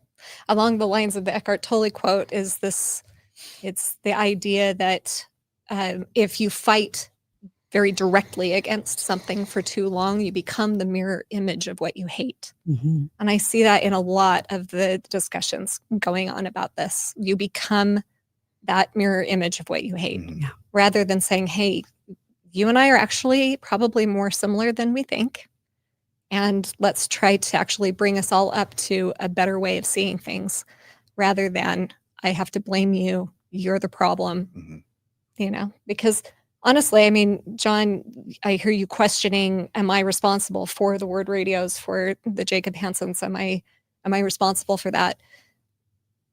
Well, I don't know. Or I think that sentiment has always been there toward people who question the church. You're just, having a safe place for people who do that, who have those questions. That thing is already there. But I think that, again, the way we do it, if you are only in defense of something, you get blinded to a bigger I don't know, the bigger situation that's going on. You are also only giving part of the truth. Mm-hmm. And it's only the truth that you can see. Yeah. The only way that we can see more truth is by getting curious, Yeah. listening to each other. How do you see that? What am I missing? Yeah, and I have a real tough time with the first guy, the first content creator, misrepresenting the church. Nobody misrepresents the church more than the church. Nobody. And so when when he comes out with an explanation of all of us who are voices in the space saying that we're misrepresented, of course there are some people misrepresenting the church out there. There's weird things that you hear. I remember growing up in California, it's like people feeling my head, do you have horns? And, right? Like that's misrepresentation. Like, come on, where did that come from? That's silly. It's ridiculous. The challenge that I have is, as I began to see things more clearly, nobody misrepresents the church more than the church itself. Like, it just doesn't. And so to put that on us, that we are misrepresenting the church, I think I kind of go back to that initial definition of anti-Mormons, where it's like anti-Mormons are people who are saying anything that makes me feel uncomfortable or goes against the prophet today, period. And so are responsible. Yeah, I guess we are responsible, because there are things like the family proclamation that I now go very much against. Yeah. If I'm trying to put on my yes to everything y'all have said, obviously Mormon Stories has tried to be all about informed consent and evidence-based exploration of history and truth claims and harm. And no, our focus isn't on saying positive things about the church, but that's partly because the church does a great job of having billions of dollars invested every year and saying really positive good at things that. about the So church. why compete with that? Yeah. Like, there's not a need for that content. Yeah. So yes, we do take a critical or an evidence-based position. So that's true. If I'm trying to put on my good faith hat, I think what they would say, it's a matter of context. That, like, a classic example is, don't call Joseph Smith a pedophile. Yes, he married at least 2 14-year-olds. There's no clear evidence that he had sex with 14-year-olds. And even if he did, the term pedophile is usually reserved for prepubescent children. And so a 14-year-old wouldn't apply. And so that's just one example. Or to say that women are hurt by the church, or the church considers women to be inferior. A Mormon apologist would say, no, women feel great in the church. They feel empowered in the church. They feel like the church, loves them and treats them well. And so I think what they would say is, either we provide misinformation, or we provide the least generous, worst faith contextual framings that then lead people to think the church harbors child abusers and is misogynistic and hates all Black people, and so on and so forth. That's my attempt at a best faith interpretation of their framing. Thoughts? Yeah, I mean, another thing I heard in this, and I think it's true, was, I mean, by and large, LDS people are really very nice. They're trying to be good members of their community. They really are trying to be Christian people. They're good people. And I have been mystified over the years at how Mormonism can get made fun of so much more than it seems like other groups do. And part of that is I've been raised in it, so I notice it. I'm sure there are other things that get made fun of as well, but we do have kind of a persecution complex in the church. For sure. I think it's a little overblown, but also I do think that we take a lot of heat, and I'm curious about that phenomenon. Actually, I've been really thinking about that. But I can see being very mystified as to why Mormons get so much hate. I kind of think of it like like in a family, there's like the favorite child that thinks they're so great, like they're the favorite, and then everybody kind of like goes after them to, you know what I mean? It kind of feels like that, because the Mormon church is like, we're the only true church, we're God's true people, we're the only ones with the living prophet, right? And so it's like we're kind of setting ourselves up in the church to be picked on because of what the claims are, right? Like, we're the favorite child, God's favorite child right here, you know? And not just favorite, literally stating that we're the only ones, right? It is in our doctrine. You're it all is wrong. in our scripture that you are all wrong, or that you are an abomination. Yeah. Not just that we're right. You are an abomination. That is in the Book of Mormon. It's in the Doctrine and Covenants. Like, I think it's section 1 of the Doctrine and Covenants, where 130. God or Jesus or Joseph Smith, whoever it was, declares all other Christian church creeds as an abomination. Yeah. That's how the Doctrine and Covenants starts. Yeah. Right? Yeah, exactly. I think. I mean, that's how I understand it. Well, it's the one and only true church upon the face of the earth, right? So when you come out in chapter 1 and section 1 and declare that, and then you have the founder, Joseph Smith, declaring that all other churches are abomination, saying Jesus told me that, and we're the only true ones, we're the only ones with priesthood authority. And then you have prophets peddling that for 200 years. We got Ezra Taft Benson saying that all other churches are plain church, right? And then you've got somebody like Brad Wilcox, who's on the road doing it today, saying, you know, isn't that cute when my daughters play church? Well, that's what other churches are doing. And, you know, we all know that we're the only ones. Like, we're asking for it in a way, right? By asking for what? I want to make sure. Not violent. Yes. So yes, Okay, we're asking for opposition, opposition or critique, right? Yes. By saying that we're so special. And I just keep going back to a family, you know, it's like, you're going to try to tear that kid, like the one that thinks they're so great. It's like, you're not that great. Well, and an apologist would say, but we have such an expansive theology that includes salvation for everyone. In the right? lower kingdoms. Yeah. Unless your work is done for you, you might have a chance in the next life, right? I'm playing devil's advocate, right? Like this is what an apologist would say is we're not like some of the like heaven and hell. Yeah, mainline Christians that it's like, I don't care if you never heard of it, you're going straight to hell if you didn't accept Jesus in this life, you know, which is also true. But I think we have to look at when you're an apologist, just like they are saying you need to give context, well, so do apologists. Yeah. Well, they need to give the context of, yes, and we're presenting as the one true church. And what does that say? Does that say we're trying to be ecumenical and we're trying to be interfaith and we're trying to work with everybody? No, we've always got this idea that we have something to teach you. And that's why we're doing interfaith, is because we have something to teach you rather than an ecumenical view of like, what do you have to teach us? Right. You know, it doesn't make for good friends and neighbors. Right. But I just think that apologists need to also look at that. Like, I just want someone out there to acknowledge both. Yeah. Right. Imagine 2 missionaries knocking on your door. And instead of saying, we have a message to share with you about Jesus Christ, it's, are you a Christian? And we'd love to learn from you. Yeah. We're 18-year-old kids. And I would imagine that you may have some wisdom experience that we could grow from. Never. Of course not. And if a missionary did that, what would happen? I mean, their numbers would go. Well, maybe go up. Would go I don't down. know. I don't know. They may go up. Well, though. Like, I'll tell you what that? happened. So I have a friend who was one of my young men in my quorum a couple years ago, and he is now on a mission, and he's really struggling.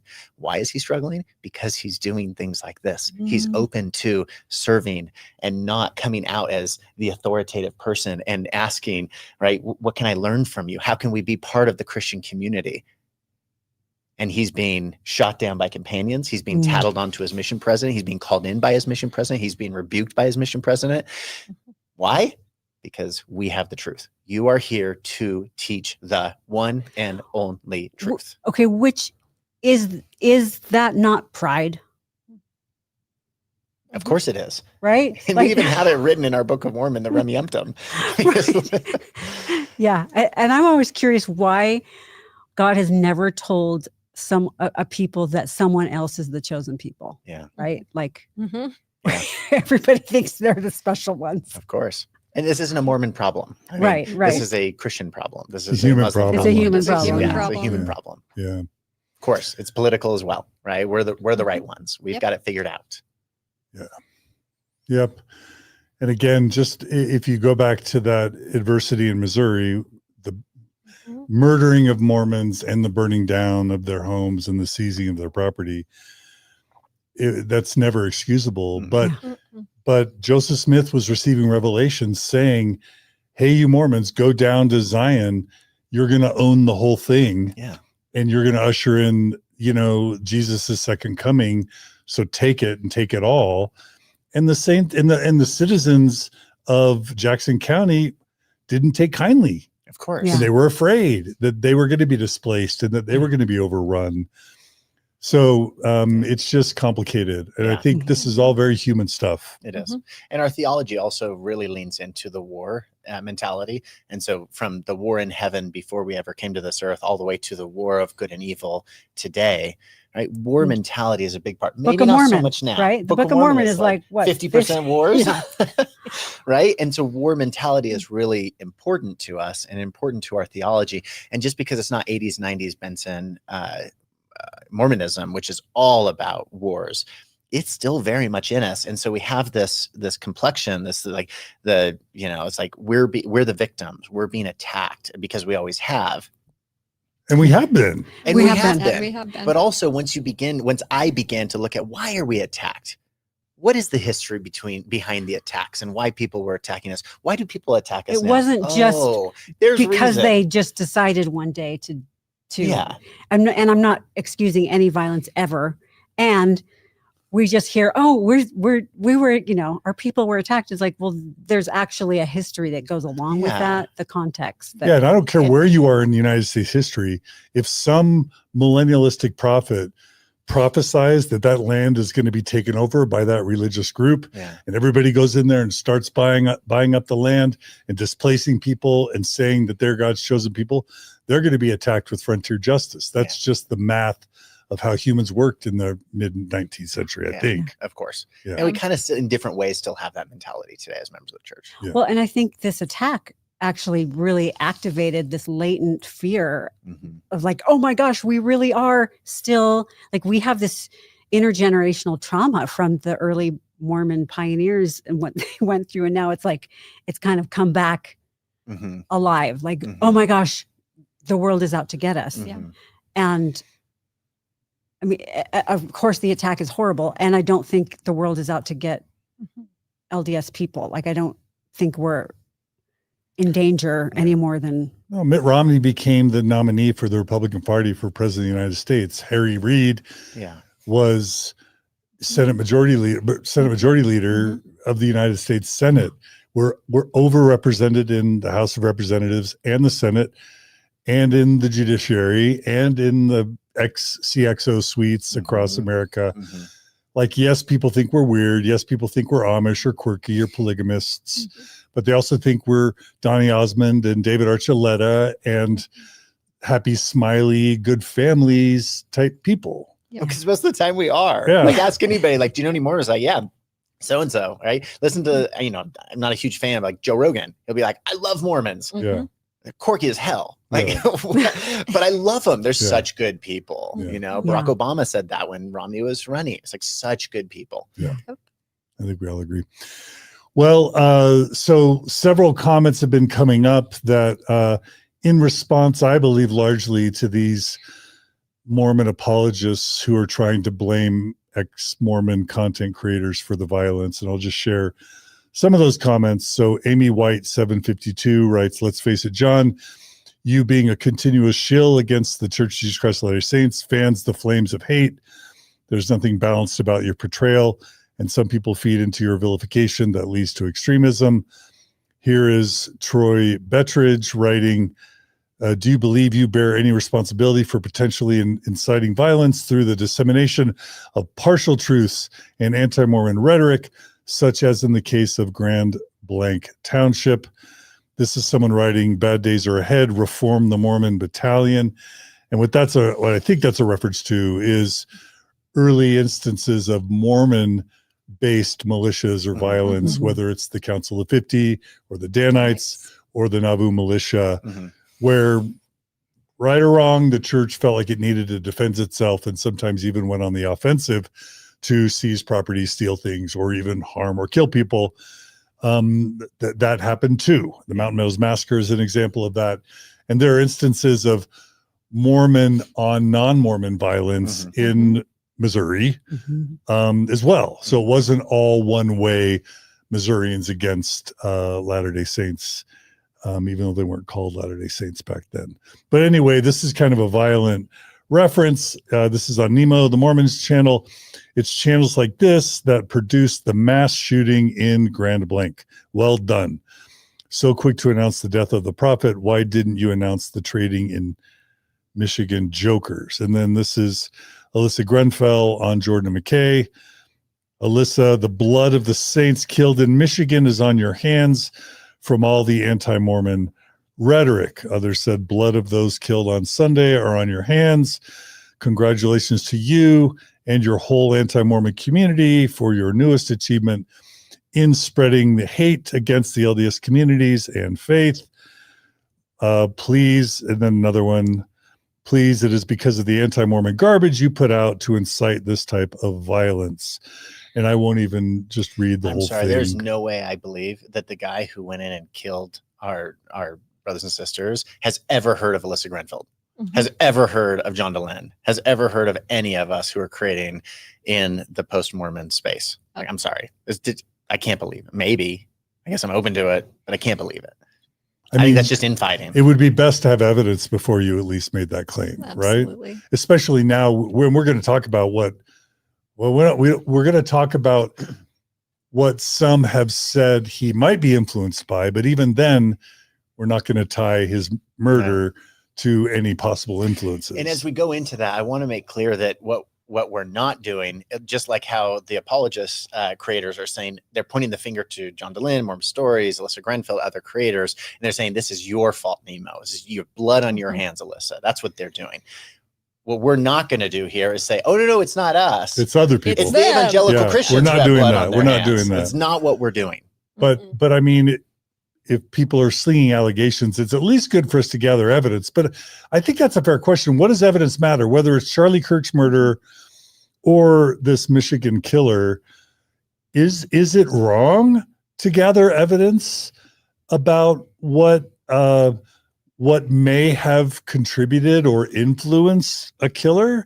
Like, let's just ask that question before we go into the next segment. Of course not. And that's why you said what you said about, like, listen, we're all reflecting, we're all looking inward, words matter, right? So if we hold any weight here or any water, like, what is that? What do we want that to be? Yeah, I mean, I come back to this human need to blame. You know, I think that I saw a TikTok once, and I can't remember who the creator was, but it was very funny. But just talking about how if you ask the question, okay, if I'm blaming that group, well, why did they do it? And you keep, asking that question, well, why did that happen? Why did that happen? The answer to anything, any blame in the universe is the dawn of mankind. If you come down to it, right? You can see immediate reasons for things. But honestly, some of the apologists are just as guilty. If John and Alyssa, and if you're to blame, then so are they, because they're also feeding the fire of we're right, you're wrong. Like, and also dehumanizing people. Yes, that's the issue. It's how do we talk about these things? How do we dehumanize people? I think it's far more dehumanizing to call people stupid and I can't even talk to them than it is like, hey, there are some problems here. I don't know. I just think you can't just point to one side. And people are so quick to blame anyone they disagree with. At what point do people start saying, is it I? What's my part in this? That would be far more helpful. Otherwise, you are part of the problem. Maybe not for this particular shooter or this particular act of violence, but how we all play in this sandbox, we have some culpability. And wouldn't it be amazing this conference Sunday to hear the brethren say something along those lines? right? As things are overturned, as policies are changed, the family proclamation is now becoming doctrine, to be able to take a step back and lead by example, to say, hey, we made a mistake. There was something we didn't understand, and now we understand it better, and we just want our people to be healthy. Absolutely. Therefore, we apologize for X, Y, and Z. Yeah, I don't think things really get better until institutions learn to do that, to learn to be comfortable with their own shadow and say, we don't really want to look at this, but we're willing to. I mean, that's maturity. Yeah. And we need a little maturity in all of these conversations. So there's a Ward Radio clip that I haven't showed, and maybe just for the sake of time, we're not going to show it, but I'll summarize it, where one of the panelists on Ward Radio says, I talked to this Catholic influencer and I asked him, are there YouTube channels dedicated to taking down the Catholic Church, or anti-Catholic YouTube channels? And the Catholic influencer paused for a second and said, I don't even know what you're talking about. In other words, as if the idea of an anti-Catholic YouTube channel was just the farthest thing from this person's mind. And then the Word Radio panelists said there's like 6 or 8 of those within the Mormon context. And so what would your response be to that? Like, the truth is that of all religions, certainly all Christian religions in the world, ex-Mormons dominate social media. Like Mormons dominate social media. Exactly. Right? Like That's a the great mommy point. What do you mean? bloggers. What do you mean? The Mormon mommy bloggers, the YouTubers are You're like talking 8 passengers, ballerina overrepresented farms. by Utahns who are LDS. So I think it's more about who Mormon people are That's a good point. than Mormons are out, ex-Mormons are out to get the Mormon church. And it's just, no, we are taught to be public, to evangelize what we believe. We're taught to, stand for truth and righteousness. It's like, put yourself out there, be missionaries. And so the ex-Mormons are just doing a really good job, just like the Mormons are. And I also think that the harder it is to leave a church or an institution with your dignity intact, the more you're going to have people making commentary about it and helping one another through that difficult process. The higher the demand of the church. I mean, I know a lot of Catholics that they don't feel like the Catholic Church demands anything of them except for going to church on Christmas and Easter, So I think if a Catholic leaves Catholicism, they don't even know. No one cares. Nobody in their congregation knows. That's right. I mean, their parents might care, right? Sure. But not the congregation or the church. Like, also, I doubt the Catholic Church is surveying people like me, like the Mormon Church is keeping an eye on me, right? Like, so the church acts differently, in addition to the influencers. Yeah, like who has the highest per capita religious group influencers? Mormons, Scientologists, Jehovah's Witnesses, The higher the demand. Evangelicals. Yeah, and that's not to criticize the church or even to call the Mormon church a cult. It's just to say the more demanding the church is, and like you said, Jana, the harder it is to leave it. The more you're going to have, if you're going to lose your marriage, if you're going to lose the love of your children, if you're going to be disowned by your parents, if you're going to be smeared by the church or its apologists, or if your just life falls into shambles by leaving, and if you're going to lose your friends and community, which I think is pretty much a lot of people's experience leaving Mormonism, it certainly was mine, then there's going to be more channels to process that, right? Or to even criticize the church or to express anger at the church. Yeah, and I think because we've been taught to do that within the church, and so people carry that zeal outside of the church. And the church fuels that fire, right? With conference talks around, they can leave the church, but they can't leave it alone. And then beginning to demonize people by the prophet saying, along the lines of, you can't trust the non-believers. Don't take counsel from those who don't believe. Yeah, exactly. Including your mom or dad. Totally. The way that tears at families and friends and neighbors is obvious. And so, there's a reason why there's so many voices. Yeah. Okay, so let's go ahead and dive a little bit more into this. So there's a slide we have on Charlie Kirk. Charlie Kirk was an American right-wing politician, activist, entrepreneur, and media personality. On September 10th, 2025, Charlie attended the American Comeback Tour on stage at Utah Valley University in Orem, Utah. Charlie was shot minutes after the event began in front of an audience of about 3,000 people. So that's a little context on Charlie Kirk. Really quickly, context on this next clip. So I watched this Word Radio clip where they're basically saying there's no such thing as an anti-Catholic channel. And I'm like, that can't be true. Because I mean, at a minimum, there's so much pedophilia and sex abuse scandal. Plus, you know, there's stuff with women's rights and abortion, and it's still a patriarchy, and women, you know, I'm thinking certainly there's anti-Catholic channels that aren't purely evangelical channels. So as I'm searching for it, it's so weird, but a Charlie Kirk clip pops up because Charlie Kirk has actually commented on Catholicism. And so it was this weird sort of like twisted reality. And so I went and watched, what does Charlie Kirk have to say about Christianity or about Catholicism?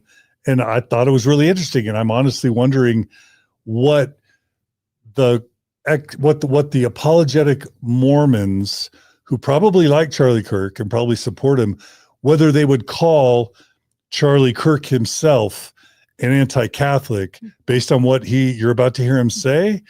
Or another way to say that is Word Radio, Jacob Hansen, whoever, if we said about the Mormon Church prophet what Charlie Kirk says about the Pope, would you call him someone who's inciting violence and hate? So let's go ahead and roll the clip. I want a better Catholic Church, and Charlie Kirk. I personally would not be able to be part of an institution with the figurehead, with a worldview that is so corrupted and opposite of what I think the Bible teaches. And I wouldn't give him the benefit of the doubt. I'd be like, no, I'm actually not part of this. I'm leaving. But today you're part of the United States, but the head of the United States is I don't think but you don't leave the country. I don't take religious orders from Joe Biden. No, but you take political orders, or you at least follow Not the law. really. I mean, I follow the law, but I don't know political orders from Joe Biden. No, I guess it would mean like we all rebel against corrupt institutions we don't like. But an unjust law is no law at all. It's not. It's a okay. An unjust pope is not a pope. Yeah, but what's on? There's nothing unjust about the Pope talking about like climate change. No, you just don't pay attention to it. You know. Okay, so you just like you pick and choose what it's like a buffet line. No, like I like what he says about this, but not about that. But yes, he is the inheritor of St. Peter. No. I mean, the papal authority is that he speaks infallibly when speaking ex cathedra on faith and morals. It doesn't talk about climate change at all. So the Pope can say things that are crazy. Yeah, so this is perfect. Then why have one? Because if what he says in order to speak infallibly ex cathedra on faith and morals. Okay, so that has not happened since what? Vatican II? No, it's a little bit. When was the last time the Pope spoke ex Vatican cathedra? II is part of the magisterium. When was the last time? Like 50, 60 years? The last probably ex cathedra infallible teachings from a Pope were probably Pope Pius IX, like 150 years ago. Okay, so then therefore there really is no functional use for a Pope for 150 years. No, he's the leader of the church. He's the exactly your figurehead, your top leader is not good. What do y'all think? Well, I'm curious that if we had a conversation with that Catholic influencer they had talked to, I believe it was Trent Horn, who wasn't aware of anti-Catholic channels. I've seen a lot of this because as someone who has learned a lot from Richard Rohr, I know he is really hated by a lot of conservative Catholics because of what he says. And there are a lot of conservative Catholics who speak out against the Pope, the last two popes, because they've been a little more open-minded, a little more progressive, on the liberal side. Yeah, talking about, lots of groups and climate change and LGBTQ stuff. They definitely have a more liberal view of things than a lot of conservatives are comfortable with. But I'm curious if the Trent Horns of the world, that even clocks to them as anti-Catholicism. Or if that's just part of what we do as Catholics. We wrestle with this. I mean, they've been around long enough to have different factions and different orders and groups. The Franciscans don't believe everything that the Ignatians or whoever else, they have different ways of viewing things. They're a little more open to that than we are. So to your point, is that anti-Catholic to be having those conversations? It's a great point. It's a great point. And I'm not like, I didn't miss it, right? Didn't Charlie Kirk call the Pope corrupt and say there's no need for a Pope? Yes. Yeah. Minimum, he questioned the need for a Or Pope. said he wasn't a good Yeah. man. Yeah, and then also ask the same question that so many people within our church begin to ask is, well, when was the last time that the Pope prophesied? When was the last time? And then that- why have one if they don't? Yeah. It's been 150 years. Yeah. So if they're a figurehead, then why do you need one? yeah, but that would be if you insert the prophet, that would be anti-Mormon. Oh, everything he said. Yeah. If he was speaking about Russell and Nelson, would have been Oh, anti-Mormon. absolutely. I mean, to your, the T. your point is so great that it probably doesn't even register. It's like, oh, whatever. Whatever. Like, yeah, we talk about that. That doesn't make them anti-Catholic. That's part of the thing is the Catholic Church it's so old. Yep. that It's like, whatever. Yeah. Call us whatever you want. We don't care. We learned excommunication from the Catholic Church, but they abandoned it a long time ago. Yeah. And they're like, whatever, we're strong enough, we're confident enough, we're big enough, we can handle criticism. Right. Totally. We're like the little early teens, teenager, like Mormons. The Mormons Church, are, yeah, 'cause we're compared new. to the Catholics. Yeah, like with a $300 60. billion trust fund. that teenager. I think The we all know rich that teenager. person. I mean, no church has probably ever become that rich that fast, right? No. Like in 200 years, Yeah, 300 billion. definitely. Yeah. Crazy. But it speaks to our immaturity, right? If you look at other world religions and then you look at Mormonism, we're 200 years old. Of course we're immature. Of course we haven't babies. gone through this evolution. Well, we have not learned to take criticism. We No. just haven't learned how to do it. We haven't allowed it in any of our chapels. We haven't allowed it anywhere with any dignity. We're very, very young and new and immature at that. We don't take feedback or apologize for mistakes, Nope. which is a very immature stance. Yep. Immature and insecure, I would say. Right. Right. We're right. No, we didn't. We're right. Yeah. Well, and it's very dualistic. You're either 100% with us or you're absolutely against us. Yeah. Well, I think that plays into what's an anti-Mormon. If you're not 100% in, you're against us. That's right. If those are the only two options, it's if you're not in this, you're over here.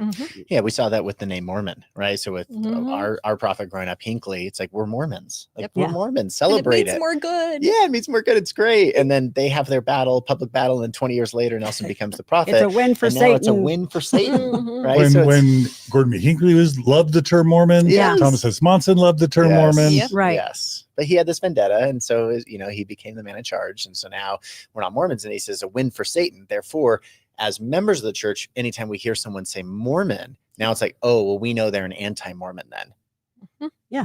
Yeah, I've been accused of that. Oh, yeah. Yeah. So just to put a fine point on it, is it fair to say that if apologetic Mormons wanted to be consistent, they would have to not only accuse Charlie Kirk of being anti-Catholic, but also accuse him of stoking Catholic hate and whatever violence happened to Catholics, they would blame Charlie Kirk for it. Was anyone connecting the Minnesota shooter to those anti-Catholic people?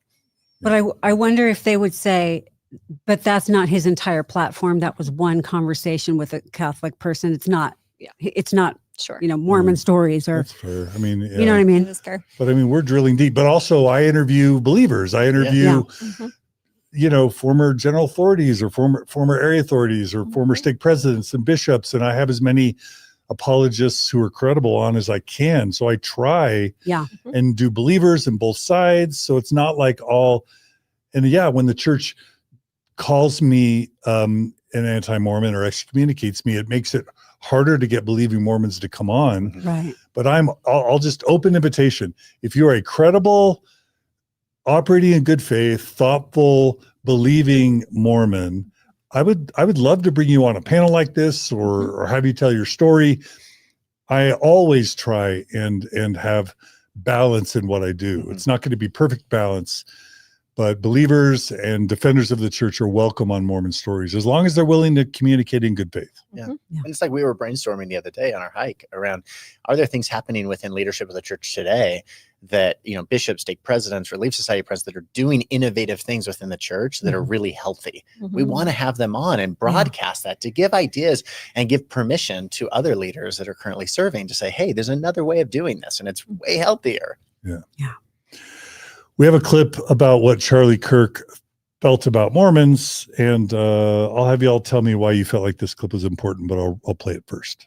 Right there. Let me just continue. I love how Mormons and missionaries around the world, I love how polite you are. I have my team is Mormon. Harold's a Mormon, Andrew's a Mormon. Mormons are great. Something I say, everybody, I'm an evangelical Christian. We're going to have fun with this, but I'm not one of those guys that hates on Mormons. So that's just moments before Charlie Kirk was killed at UVU. And he begins by saying he's not a hater of Mormons. Tell me why y'all felt like that was important to include in the deck. Just because it's... Well, I think that it helps to position Charlie Kirk in like he was positioning himself in a crowd that he was speaking at. I mean, it's, you know, we all do that, right? We speak to the audience, and that's okay. I like you all. Yeah, but also like half of his staff are LDS, right? And that's okay. You know, that's a whole nother episode that maybe we want to or not want to touch, but it's this whole like Christian nationalism. Why does Christian nationalism dovetail so well within Mormonism? Yeah. Yeah. And he's speaking to that. That's why he loves Mormon. One of the reasons why he loves Mormons so much. The next slide we have is about Charlie Kirk's shooter, and we're not going to be going into depth on this, but just to share a little bit of what we do know about him in an attempt to kind of be at least a little bit of factual or fact-based. And I'm having a hard time getting this on the screen. Let me try and remove it. There it is. Bring it back. Okay, so the alleged Charlie Kirk shooter, I'll just say alleged, even though that may not be the proper term, is named Tyler Robinson. He's a 22-year-old who grew up in Utah and briefly attended Utah State University. Go Aggies. Is now facing several charges related to Charlie Kirk's death. Tyler was raised Mormon. And then this is where it gets sticky. His partner and or roommate at the time of the shooting, we have information that he is transgender, male to female, I believe. And the bullet casings used in the assassination were apparently engraved with messages officials believe to hint at a motive for the killing. According to NBC Chicago, one of the inscriptions read, "Hey, fascist, catch." Another read, "If you read this, you are gay." A third casing had the lyrics to an anti-Nazi and anti-fascist Italian folk song called Bella Ciao. I imagine one of the reasons we included this is to say, at least with what we know, there's no evidence that Tyler Robinson was influenced by Nemo the Mormon or Alyssa Grenfell or Mormon stories in any way. Once again, if he could be interviewed today, I doubt that any of those names are even on his radar. It's just not there, right? And yet, so many influencers and voices out there are trying to jump to that conclusion immediately. Well, anyone hears some little fact in that and then immediately wants to jump to that conclusion. Yeah. And what it does is it says more about the person saying it than it does reality, because it shows what my biases are and what I'm trying to distance myself from. So that thing is evil, and that thing must be a reason evil happens and exists in the world.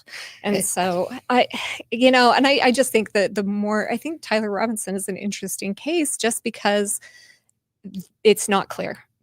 And I think that we're going to probably find that there are influences no one is even talking about because it's mostly the partisan people who are talking about it. Yeah. Again, they're trying to distance themselves from it rather than really trying to understand what happened. Yeah. And the bullet casings and the, quotes, the inscriptions, like that's dark web gaming culture stuff. Right. And so I think we can speak to all the dangers of that as well. I don't think we're going to go into that, but so quickly voices wanted to jump on him as not anti-Mormon. They wanted to jump on him as,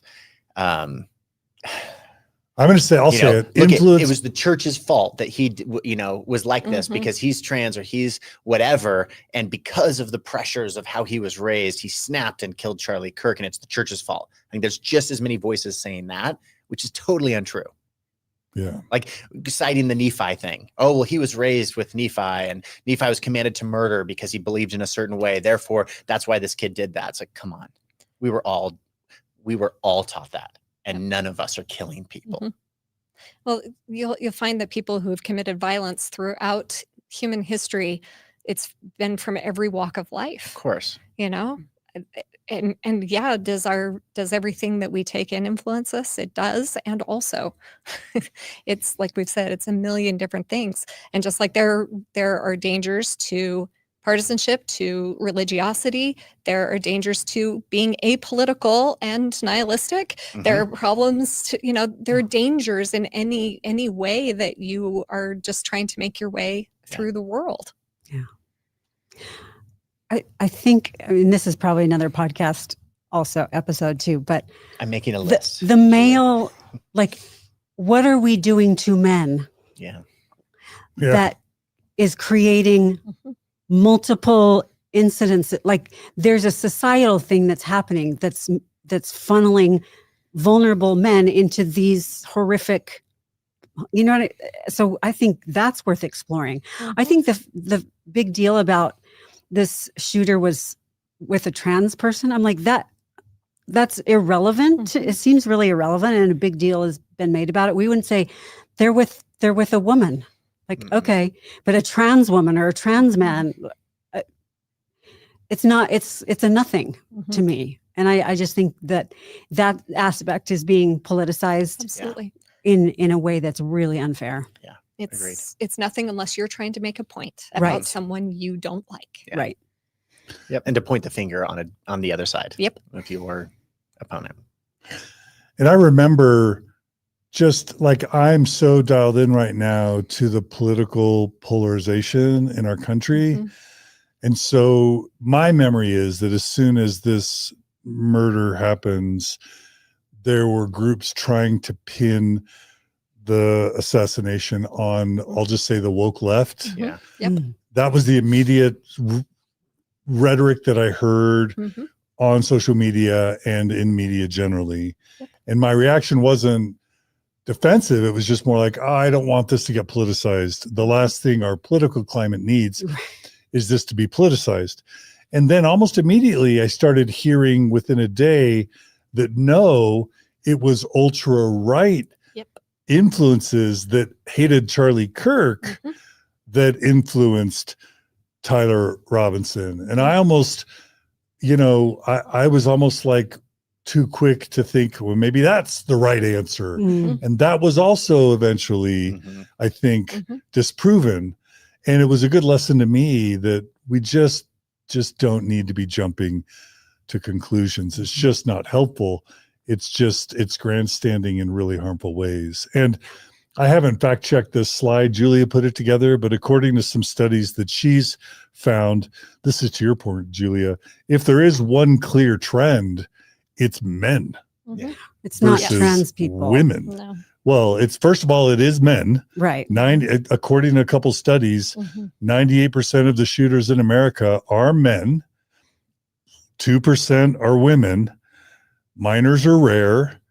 And according to the study, transgender non-binary people are less than 0.1% of shooters. And we won't get into like partisan or political divides in terms of shooters. But yeah, I think as someone who cares about straight people and LGBTQ people, I don't want anyone to be unfairly demonized or blamed. And I'll just say it, the transgender community has a hard enough time existing. They don't need to be reflexively labeled as assassins when there's zero evidence to support that. Yeah. Amen. So, yeah. I hope we navigated that without getting too political. We'll find out in the comments. We'll know soon enough, huh? Yeah. We'll find out in all of the splices of other creators who are splicing these things in. Can you believe they said us. this? Okay, so now we're going to transition to a really delicate part, because the one of the things that I thought was really interesting was that there was a group of faithful, Orthodox, conservative, believing Mormon influencers that did express concern about anti-Mormonism that wasn't directed at ex-Mormon influencers.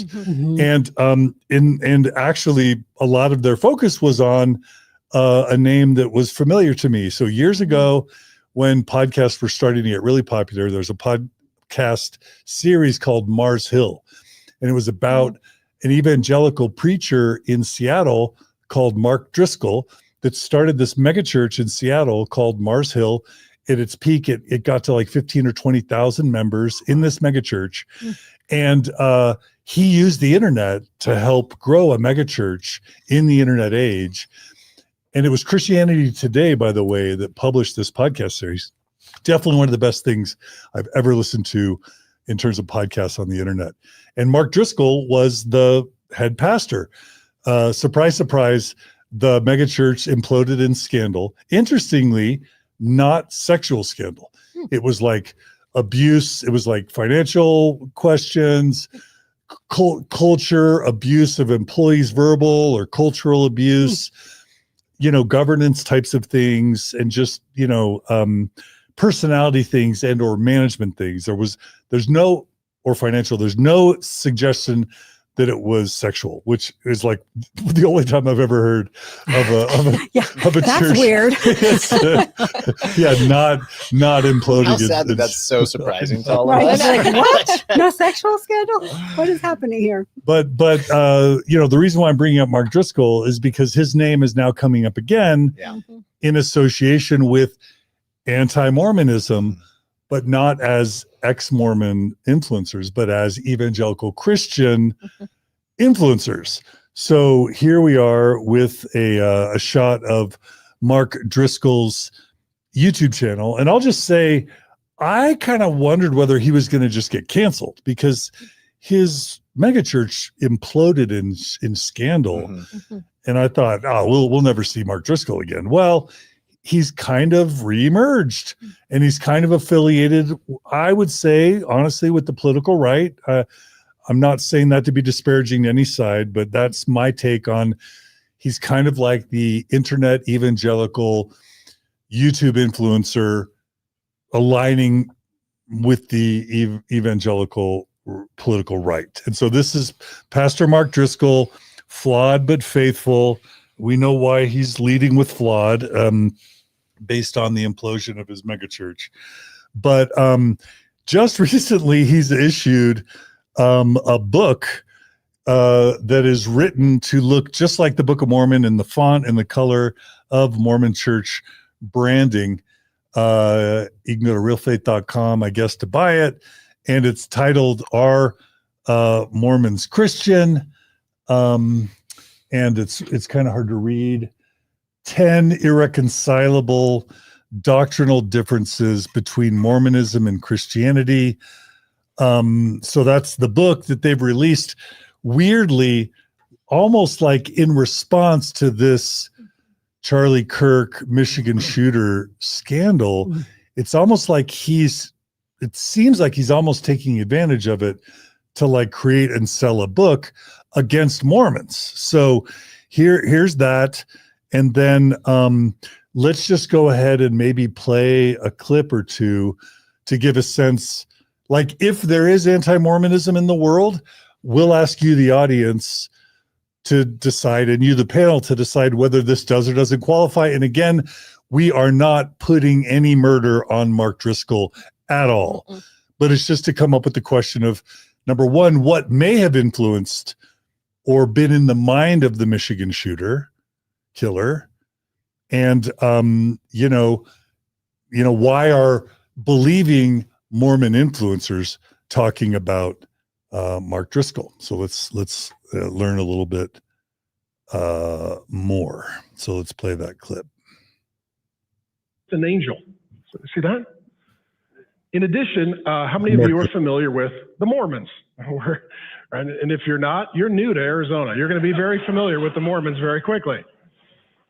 Mormonism is a cult. It is not a Christian denomination, but it is trying to reposition itself as a Christian denomination. And it is not a Christian denomination. It is a cult. It is deceptive. And some people will say they're very nice people. Sometimes cults have very nice people. Well, they have great families. Sometimes cults have really great families. I'm not saying they're not nice neighbors, and I'm not saying that they're not decent people. I am saying that they have the wrong Jesus. And if we really do love them, we want them to know that. Okay, and here's the summary of Mormonism, the cult of Mormonism, also called the Church of Jesus Christ of Latter-day Saints. I don't like that. That's rebranding. It's trying to make it into a denomination, which it's not. It was founded in 1830 by Joseph Smith in New York following the publication of the Book of Mormon. One of the things that happens is that cults will put other books over the Bible to interpret the Bible, and ultimately they are misrepresenting and misreading the Bible. The Holy Spirit reminds me, there's a scripture I'll just share with you briefly. In Proverbs chapter 30, verse 5 and 6, the Lord says, "Do not add to my word, or I will rebuke you and prove you to be a liar." All of God's words are flawless. Okay? So right there in Proverbs 35 and 6, God says, what I give you is flawless. Don't add to it, or there will be a divine rebuke. So we need to be careful that we don't put anything alongside the scripture or over the scripture, and that's what they do with additional books of the Bible that they would claim are books of the Bible, and we would not. Smith claimed to have discovered golden plates with the aid of the angel Moroni. If you drive by, let's say, a place of worship for Mormonism, and you see, let's say at the temple, a big golden angel up top, that is Moroni. And that is a demon taking up spiritual dominion over that place. Which he translated into the Book of Mormon using special stones called the Urim and Thummim. He's misrepresenting some Old Testament texts. They teach that Jesus is not eternally God, but rather a created being. The first spirit child of God the Father and his first wife who had physical relations. They believe that God the Father had a first wife. They actually had a sexual relationship, and they conceived someone that we know as Jesus. Jesus is also called the quote-unquote spirit brother of Lucifer. They have the same parents, who is also a spirit child from the same heavenly father and mother. They teach that Jesus is one of many gods, and that men can become gods like Jesus by a combination of salvation by faith and good works. Jesus was a man who became God. You men can become gods. Jesus got a planet. You can get your own planet. Lastly, Mormonisms do not pray to or worship Jesus, according to Bruce McConkie, one of the 12 quote-unquote apostles of the LDS Church. He said in a talk, I've got the footnotes in the book, at Brigham Young University, named after the Mormon leader, quote, "We do not worship the Son, and we do not worship the Holy Ghost." It's a different Jesus. They would say that Jesus is a created being, that he is not the creator, that he doesn't eternally exist, but he comes into existence when God the Father and his first wife have sexual relations and birth Jesus. This is part of an ancient heresy called adoptionism. And adoptionism is that Jesus wasn't God, but then he was promoted, elevated, or adopted into a higher level of spiritual authority and went from being a man to then becoming God. Joseph Smith, one of the founders of Mormonism, said, and I quote, "God himself was once as we are now, and is an exalted man."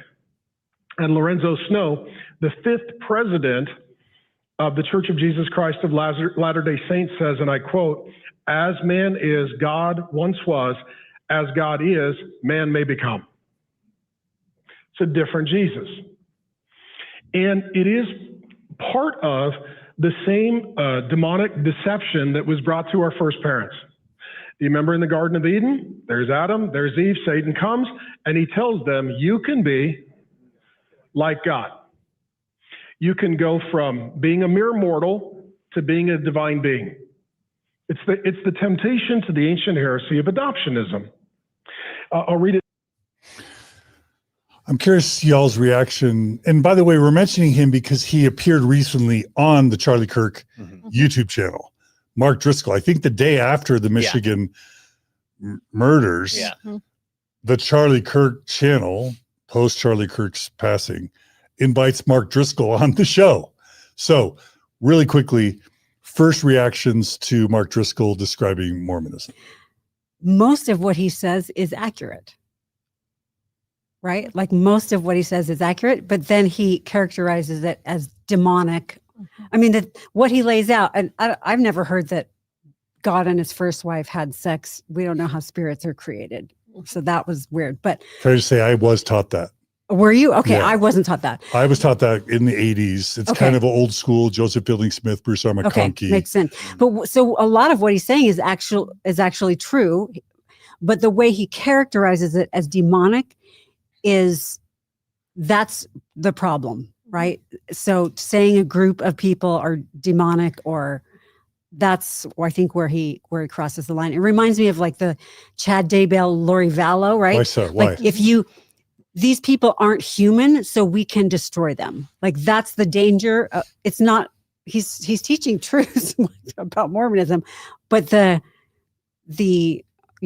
saying they're demonic is dehumanizing, and then that's the problem there. Okay. I would just say rather than reflecting on what he said, the important thing for me is that our president, the day after the shooting or the day of the shooting, tweeted that this murder at the Mormon chapel was an attack on Christianity. What that has done is incited a wave or a fire of Christians reminding everyone that Mormons are not Christians. Their own president, our own president said it, and they have to now, hey, just remember, like they're not Christians, just remember. And so they're kind of in a panic mode of, they're not one of us. Once again, trying to distance from what's going on. That's hard. And so you see him going on Charlie Kirk's podcast, which is kind of amazing that he went on and said what he said the next day, given how many Mormons follow and really like Charlie Kirk.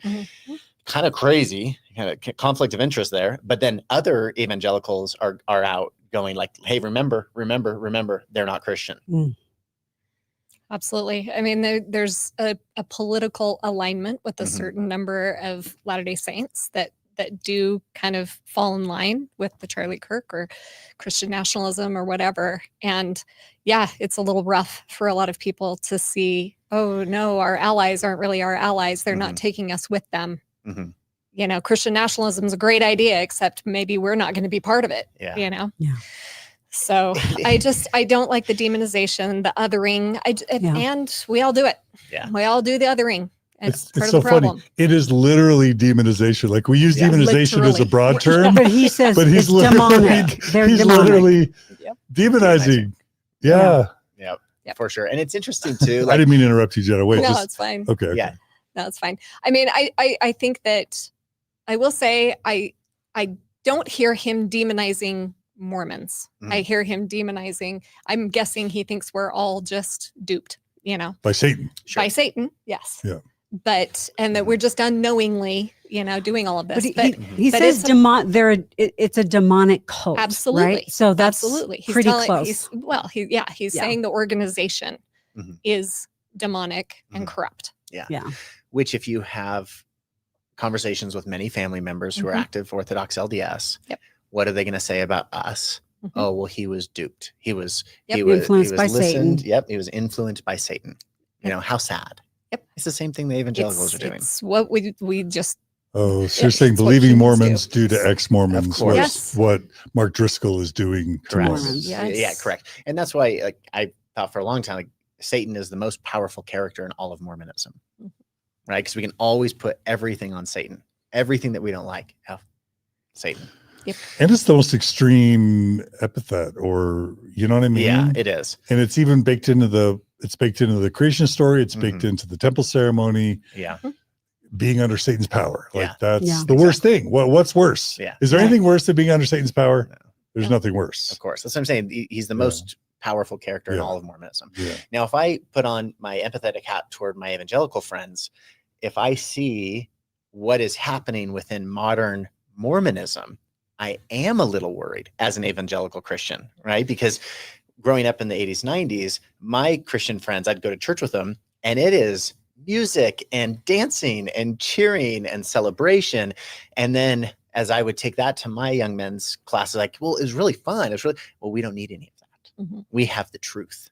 Ours is reverent and quiet because you can then hear the Spirit, right? And that's false Christianity, is what I was taught then in the Mormon church. So if you think about it from an evangelical standpoint, Now what you're seeing with these YSA conferences and YSA wards of full-on Christian parties, full-on Christian rock, full-on, people wearing crosses, right? Like years ago when I was starting to nuance and progress, like I'd wear my cross and it's like, whoa, and then Elder Holling comes out. It's like, we don't wear crosses. And it's like, but then you go down to BYU and every girl down there is wearing a cross, right? Because they're progressive. And so if I put on my evangelical hat, I'm like, ooh, no. You always differentiated yourself by saying we were wrong. You don't come in and start bringing in rock and celebration and crosses and worship and crosses and talking about Jesus. You don't talk about Jesus all the time. Your testimony is, I know the church is true. I know Joseph Smith is a true prophet. I know the Book of Mormon is the most correct book on the earth. And who else? Who was that other guy? Oh, never mind. In the name of Jesus Christ, amen. Like that's the testimony that I grew up with. And so if I'm evangelical, I'm kind of going like, wait a second, you stop moving in on my turf. And we're seeing the pushback. Yeah, well, you could see Driscoll mentioned he didn't like the rebranding of the church name, as if he didn't know that's been our church name from the beginning. Yeah. So. That was pretty ignorant for someone who's just written a book about Mormonism. A little bit. Well, ignorant or intentional. Oh, okay, gotcha. Yeah, could do that. He's misguiding the members of his congregation. Yeah. And I agree with him. Mormons believe in a different Jesus. Yeah. Like he's right about that. Yep. And so I went to an evangelical Christian school growing up, and it is different. Like it's not the same. But then there's the question, who gets to define what I am for me? Right? Or who gets to define whether you're a Christian or not? Yeah. Like, do other people, or do I get to define that? And he wants to define it for Mormons, which I don't think is fair. Well, all of the different sects want to define God. But they can't define me. They can define God how they want. Don't tell me what I am. It to be the ultimate hubris for anyone to think that they can define whatever God is. Yeah, that's true. And I'll just say all of that diatribe that I heard from Mark Driscoll is warmed over stuff that I started hearing in the early 80s when the movie The Godmakers came out. Yeah. None of that's new. No. And, I was told as a young LDS kid in Katy, Texas, in a predominantly Baptist town, that I wasn't Christian. And even today, as someone excommunicated by the church that many people think hates the church, I'll say I really dislike it when people claim Mormons aren't Christian. I think let me go on record, and some of my evangelical or Christian listeners won't like this, but I dislike it when people claim Mormons aren't Christian. I believe that Mormons, if anyone deserves to be called Christians, I think Mormons deserve that as much as Catholics or Protestants or anyone else. I think Mormons are generally kind, loving people who worship Jesus as their savior. By the way, they do view Jesus as a creator. That's just a fact. Like Driscoll was wrong there. Yes, he was created by his father God, but he also co-participated in the creation, or he actually maybe even led the creation. Yeah. He had stewardship over it and then brought Michael in. Yeah. So, but I just think it's just so distasteful and ugly. And I think Mormons are on average great people, and we should stop saying they're not Christian. That's my opinion. Yeah.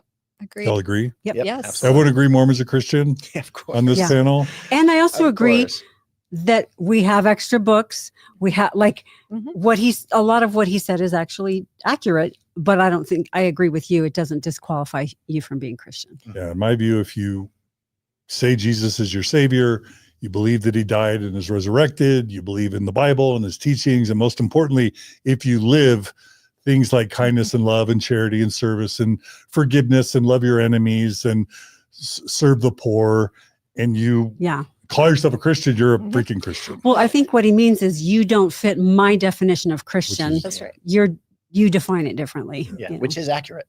Yeah. Right. And That's to what some I'm degree, we are that like insecure teenager in the back going, "Ooh, pick me, pick me, pick me. I want to be one popular, of you." Like, I'm on the popular crowd. Like we'll spend hundreds of millions of dollars to rebrand so that we can be part of you. And like we're never going to be part of that form of Christianity. Well, it's just this human, I don't know, it's this desire to have boundary maintenance. This is what I am. You don't get to be part of me. I'm going to draw my circles small.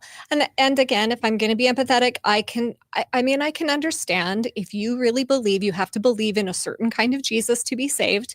you know, he said it there. If you love your Mormon neighbor, you're going to let them know how wrong they are. Mhm. I mean, how often do I hear this actually in LDS circles as Yeah. Of well? course. I love We my do the neighbors, same so thing. I, you know, I'm just trying to give them a chance truth. at the right thing. You know, Yep. we all kind of do this. Yeah. Yeah. And so it's like, yeah, you can be coming from a very good place and do a lot of damage to each other with this Right. kind of thinking.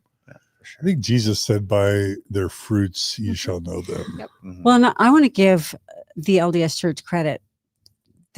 We don't go after other religions, Nope. right? Like Anymore. Yeah, we But- did. anymore. But currently, I mean, there was a currently, great okay? and abominable church at one Yeah. point that was named. but actively preaching against. I mean, yeah, it's in Scripture.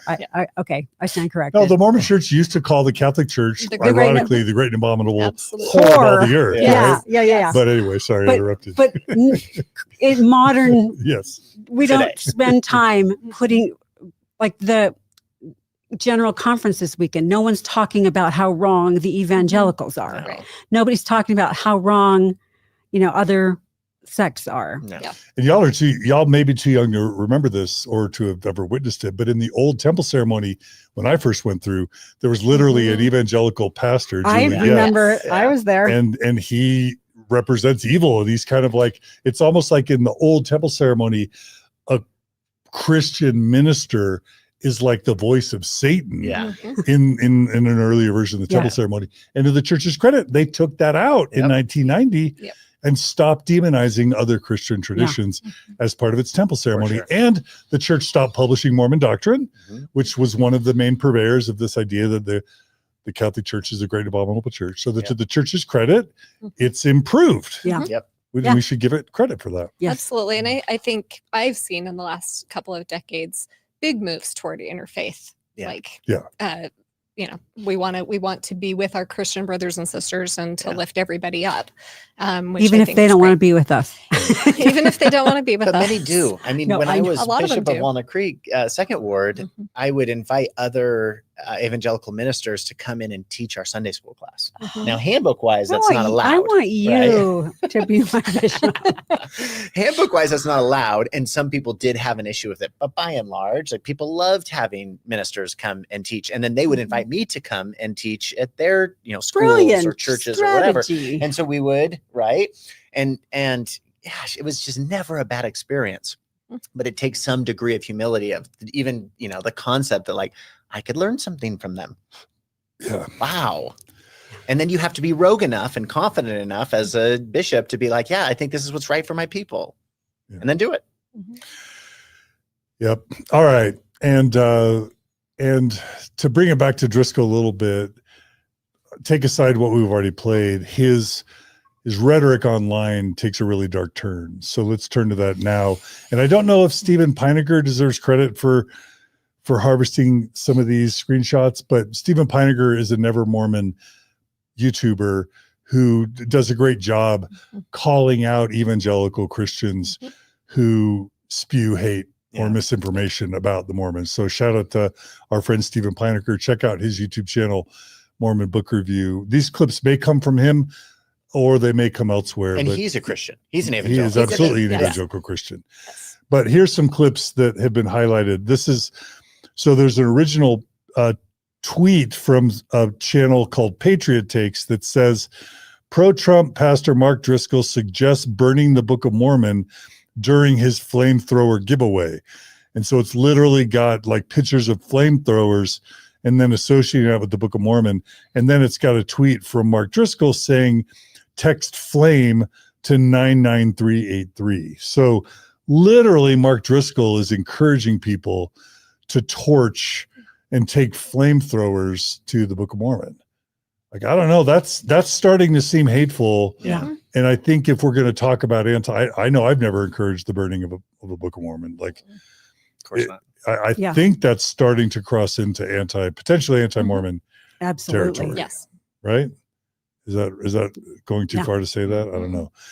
Let's go ahead and go on. And I think this is a clip from Mark Driscoll actually on the Charlie Kirk show. So let's play that. Charlie Kirk was answering a question when he was shot. Do you know what the question was? It was about transgender Shooters. Charlie didn't get to answer that question. I'll answer that question. All of this is demonic. Right, come on. When you can't find a physical cause, look for a spiritual cause. When you hate someone that has never met you or said or done anything particularly focused on you to the degree that you will murder them, cause their wife to be a widow and their children to be fatherless.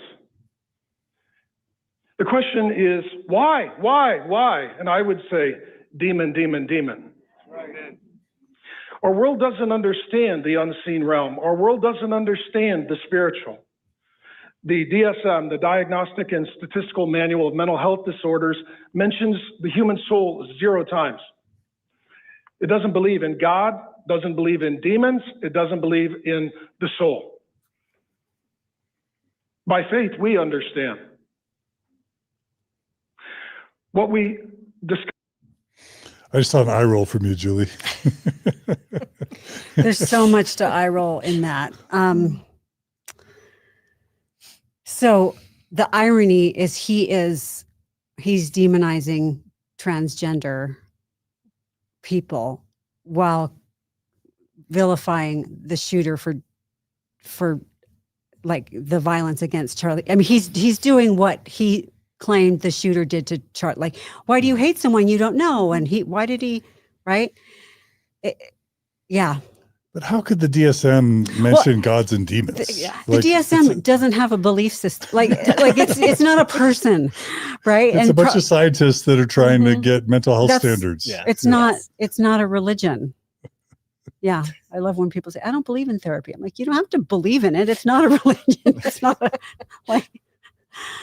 yeah, the soul. Yeah, because that's not what it's measuring, right? It's totally anyway, different. there's so many eye rolls in that. Mm-hmm. And then just to kind of close out this idea, he tweets somewhere else, Pastor Mark Driscoll, the assassin was a Mormon. This is not the same as Christianity. It is a demonic cult. Mormonism's Jesus is no closer to the Christ of the Bible than Islam's Jesus is.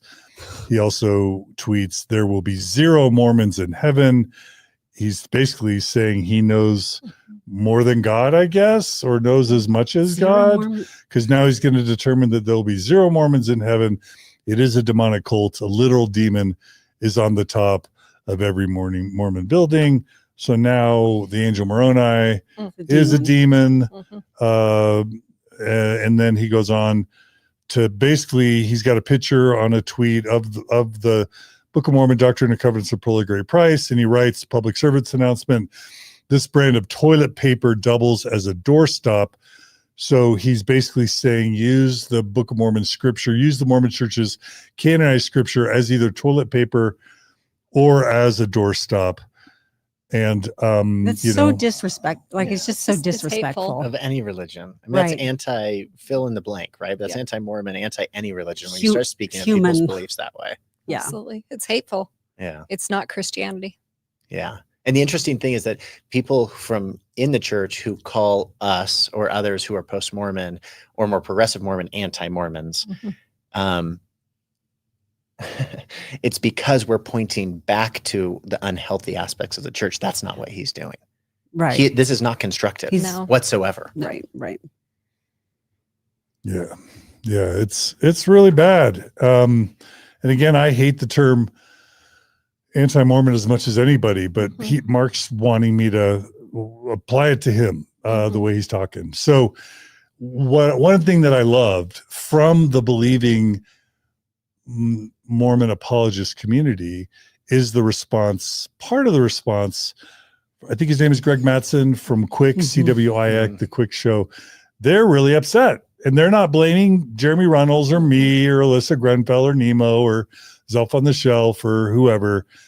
They're actually identifying what I think is more accurate form of hate inspiring anti-Mormonism. So let's go ahead and play that clip from Greg Mattson of Cwic. You can believe that we're not saved, fine. That's okay. But to go out and start calling people demonic and part of a cult and satanic and, you're all going to hell, and that these are the focuses of an identity as Latter-day Saints for others, that's a problem. And regurgitating lie after lie after lie is a problem. We don't do that to you. Do you see us going out and preaching at the pulpit against other denominations? We don't do that. We have a difference in belief too. But I want to go over a few of these examples because this rhetoric, this indoctrination, it's indoctrination to especially to fringe members of that group that may not be stable is a problem. And this is what results. Michigan is what is a result of that indoctrination and vitriolic hatred and rhetoric. Whenever you dehumanize others, and that's where a lot of this rhetoric goes, then you are giving license to people to be violent. Yeah, I agree, Greg. What do y'all think? I agree with him. I think that his position of like peddling lies, maybe not. I think 90% of what he's saying is true. From Mormons believe this. We don't like that, the way he's saying it. But I think that what he's saying, I totally agree with Greg. Like, yeah, I completely. do too.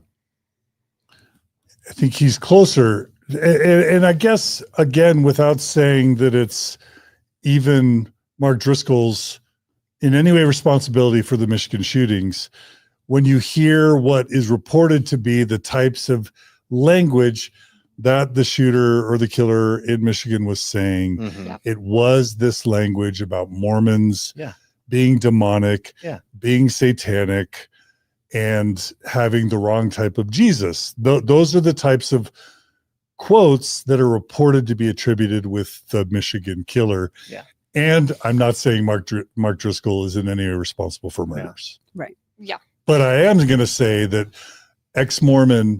believing Mormon apologists who have blamed Alyssa Grenfell and myself and other ex-Mormon creators as to be responsible for those murders, they were grossly irresponsible and wrong. Yeah, agreed. And that's the infighting that we see. Well, and I guess it's a spectrum. This is a spectrum of how our speech lands in the world, right? I mean, there are other Western democracies that actually outlaw hate speech. We in the U.S. have decided not to legalize that. We want more of the free speech. So we do allow people to spew hate. And I'm not going to say that there's no, that, you're not contributing. Do I think he's personally responsible? No. And again, I don't think one person is personally responsible.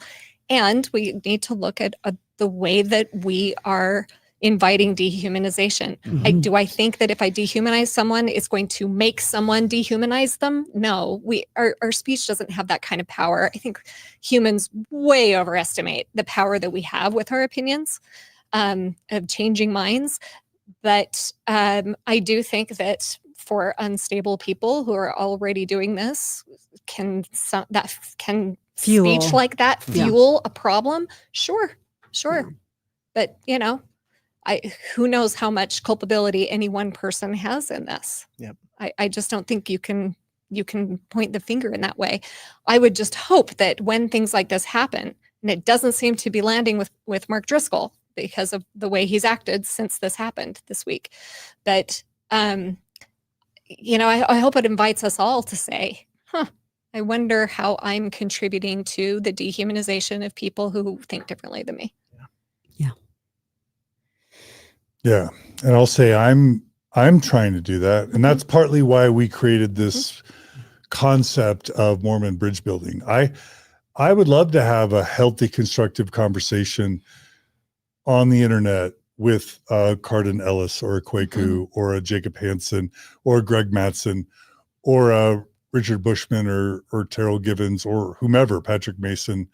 And many of those people I've had on Mormon Stories before. But the only one, hesitation I have is I want to talk to people who are committed to kindness, who are committed to evidence and facts and true, accurate information, and that are going to operate in good faith and not turn around and smear and slander me after I've platformed them. Yeah, because so often they'll come on and then they'll use that. They'll cut things and edit things to use it to slander you, right? They're coming on to actually get content that they know that their audience is just going to salivate over. Yeah. And I think I could, I know I've received death threats. I've received death threats this week. I'm not the only person. I know other ex-Mormon creators have as well. And if we're going to be talking about rhetoric that incites violence, I think it could just as easily be argued that the rhetoric that Mormon apologists are using to characterize ex-Mormon content creators could very well incite violence and hatred. The DesNat against group has said violent things toward me. Nothing. I mean, not death threats specifically, but it's pretty frightening. In the name of Christ, right? Like defending the faith, then using violent terminology and memes, and it's awful. I had a commenter just in response to the Charlie Kirk thing to me say they shot the wrong guy. Wow. Are you serious? And he used his own real name. Wow. Right? Wow. So, but Jen, I like your call that we all need to do reflection. And I am willing to think about how do we turn down the temperature. I hope that even Cardin or Cwic or Jacob or Greg or whomever will watch this episode, maybe consider it and feel like we've tried very hard to be fair, tried hard to be compassionate and to be balanced and to be conciliatory and bridge building. I hope that that's the case. And if you're one of those guys or anyone else who, Jasmine Rapalai, whoever, we would love to have bridge building conversations with believing Mormons and with Mormon apologists to have more light and less heat. I think we're all in agreement. Yeah, I mean, that. could we abandon the whole idea that having enemies increases viewership? Like, could we move past that? Yeah. And I'll admit that, like, I could do an episode on, quote, Joseph Smith's a pedophile, and I'm just picking that as a harmful thing I could do that would be inaccurate, and I could have 10 times the viewership right now. But this is me saying less of that, more bridge building, even if it means Mormon Stories going to get less revenue, Mormon Stories is going to get less viewership, less subscribers. At this point, I don't care about the money anymore, the subscribers, the growth. I've been talking to Margie about this and my board, I'm interested in pivoting more towards peacemaking and bridge building. And that's the direction I'm hoping to take Mormon Stories. It doesn't mean we'll never talk about truth claims. We'll never talk about history. We'll never talk about concerns with the church, but that's where my heart is. And I just wanted to make that clear. Really quickly, there's one last clip we have with Greg Mattson that I'm going to play. Again, this is quick. What we discover as the information rolls out is that at some point in recent years, this young man got radicalized. That is correct. He got radicalized, right? He's indoctrinated into the religion of academia, into identity politics. And with that rhetoric and that religion, he becomes hateful, right? It's a religion of hate. It's a religion of identity. It's a religion of othering groups to the point of dehumanizing them, right? Let's keep going. So they're tracing his online footprint. Where did he get radicalized? And they say, we can't find a cause. Well, maybe colleges are radicalizing people in murderous leftist ideology. That's an interesting question to pose. Are colleges, some classes and professors doing the same thing as jihadists, Here we're And on that the is same, we're on radicalizing an the entire same generation. path here, Mark. In addition, this man was a Mormon growing go. up. It was his youth pastor, along with his father, who encouraged him to turn himself in. Mormonism is a demonic cult. There you go. Now look at what he's doing. Look at the hypocrisy here. Look at the hypocrisy that this pastor is bringing to his audience. I'm going to other the Latter-day Saints. I am going to put identity politics into place with a theological backbone. And I'm going to dehumanize the Latter-day Saints. All right. I saw a lot of shaking heads there. I mean, he's calling out the hypocrisy without noticing his own hypocrisy. Right. Blind spots. Yeah, it's like we are. What do you mean? What do you mean? I mean, we are fine demonizing the thing we don't agree with. So it's fine to now blame the academia, even if we have no idea. I mean, Tyler Robinson, as an aside, did 1 semester of college. Well, I think he was at like Utah Tech or Southern Utah. He was training to be he did USU for a semester, okay. and then he went south and has been studying to be an electrician at one of the technical colleges. It was a tech college. It's not academia. College. Right. Yeah. That's right. It's a tech college. Right. Okay. Yeah. But anyway, I don't mean to be pedantic. No, it's good. And I can be corrected for sure. But I think that he's fine because he's picked his enemies. He's picked the leftist. It's academia. The leftist, they're the other. I agree with that othering, but don't other me. Don't other me. We can other them if we agree. And how human is this? We all tend to do this. Like I will pile on, just like you said, John. Like, oh, this guy has right wing. This might be right wing. I'm far more quick to jump onto that, right? Because I am more horrified by the far right than I am the far left, Yeah, because Democrats wanted the killers to be Republicans or MAGA, right? Absolutely. Of course. And we're all just happy to have any narrative that isn't me. Yeah. And we all do it, right? It's almost like instinctual where it's like, oh no, it's them and here's why. And then the other side's no, it's them and here's why. Absolutely. So I just thought it was interesting. I agree with him that this is hateful speech and what Mark Driscoll is doing, all of that. But I just wanted to note how quickly he jumped to, I totally with you now that you're demonizing the thing I demonize. Yes. Then the second he turns it to him, it's like, whoa. Wait, but it was so, not us. It was so immediate and so blatant. So there was such a lack of awareness of like, let's other them. Yes, we're on the same. Wait a second, don't other me. It was just like. And just to try and be good faith, could Ward Radio or Greg Mattson say that now we're othering Mattson and Cwic for his, you know what I mean? No, we're just pointing out his othering. I'm not saying he's a horrible person. I'm not saying he's caused anything. I'm not saying he should be deplatformed. I'm not saying, I just bad or no, it's just going. Isn't that interesting that we can't see ourselves? It's an example. It's an example of a great what we're person. He's, we're not. There's nothing personal. Absolutely, we agreed with the last clip, right? Yeah. So we're not calling him demonic. No, right. Absolutely we're just not. Saying, this is interesting. We're just showing how there can be hypocrisy, and it's all of us. It's all of us. It's all of us. I do it. I jump on my team's bandwagon. Right. It feels really, really good to do that. Yeah. We like being right. Of course we do. Yeah.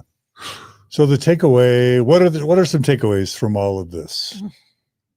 I think one takeaway I'm hearing is we've got to stop dehumanizing the other side. Anyone. Yes. And I think what I want to make clear that I'm not saying people shouldn't have teams. I think when I start talking in this both and way, people think that I think we shouldn't have teams. I'm actually fine with anyone having the opinions that they do. I am fine with, if people want to critique what we're saying here, I am fine with that. Please. It makes me better when I hear people's critiques. So I think it's fine to have teams, but let's be aware. Let's be aware of what that is doing to us, what bias that is bringing, and and particularly what harm we are doing with our own rhetoric. For me, I just think that I've got to be really careful when I call out hypocrisy, because I probably am doing some of it myself, right?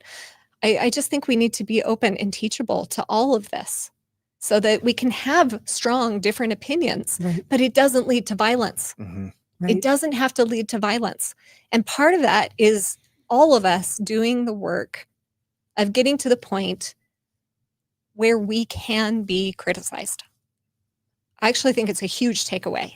I don't think you get violence if people can take in criticism and difference of opinion and be like, I wonder what's here. I wonder what I can leave behind. I don't really agree with this part, but thank you for bringing some things to my awareness. Doesn't mean I have to take it all in, but I think we've got to learn how to be able to roll with people having different opinions and not good opinions of what we say. I think that requires a sense of self that a lot of people haven't invested in developing in order to tolerate negative input. That's right. Right?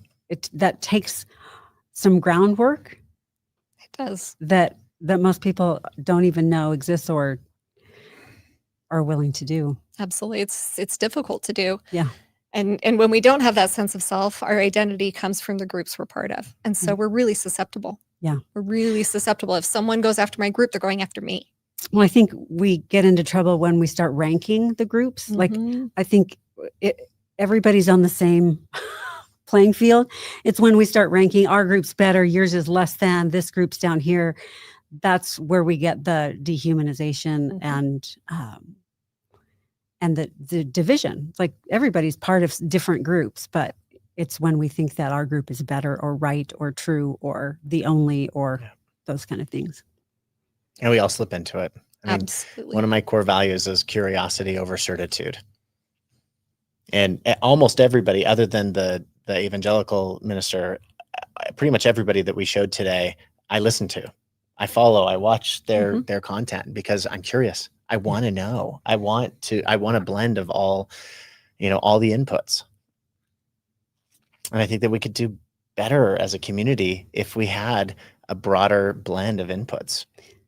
Trying to be curious and perspective take instead of looking for validation of our correctness. Yeah, absolutely. And it's a practice of giving dignity. That if I were raised with this person's DNA, with the way they situate in the world, with their teachers, with their parents, with their experiences, I would likely be saying the same things they do. Totally. Yeah. People make sense when if there's someone I don't understand, I will make up a backstory that makes them make sense because it helps me be more compassionate. It's like, well, they probably probably lost a loved one and they're going through a really hard time right now. So that's why they're being this way, Absolutely. It helps because it helps me be more compassionate. Yeah. Right. I mean, we all try to make sense of other people. And we all go through our lives trying to make sense of, well, that doesn't make sense. What?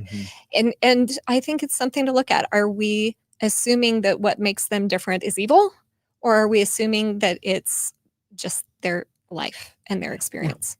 And a great video on that is it's like an 8-minute video on YouTube. If you just search "What is water," an amazing video of a graduation speech. That it was turned into infographics and video. I love that speech. I love it. So great. I've taught it in elders quorum multiple times. I've taught it in seminary. I've taught it at work, my family. What is water? And it's just, at the end, like, go watch it. It's worth your 8 minutes. Yep. It's empathy. Yeah. And I struggle with that. Like, I tend to just, reflex, not demonize so much, but to put people or comments in a certain way. Yeah. I think we can all benefit from empathy. Well, just notice how empathy in all of us shuts down when we're on the defensive. Totally. Right. And that we are on the defensive less when we have a more solid sense of self, to your point, Julie. Well, and I think a gift of being a coach and a therapist is that is what we get to do every day. Is perspective take, develop empathy. And I'm not saying I'm good at it, but I get a lot of practice is what I'm saying. Well, I'm good at it in the office. Yeah. I don't take that everywhere I go. I'm human. Yeah. I have a controlled environment in my office. I think that is a gift, that we get to practice that all the time Yeah. is perspective take, Absolutely. be curious, and develop empathy and Yeah. feel with people. Absolutely, because I mean, there are people of all different ideas and ideologies who have come to talk to me. Yeah. And yeah, that's what I do in my office all the time, is giving this person the dignity of their experience. Yeah. And I try to bring that with me. Yeah. And I fail because I become on the defensive Right. quite easily. Especially when people come after me. I don't do well. Yeah. I don't think anybody does. Yeah. That's why I'm so excited to do this Mormon Bridge Builders Yeah. group with you, because I get to sit and learn from you Mm-hmm. and learn how to do this and see this in action.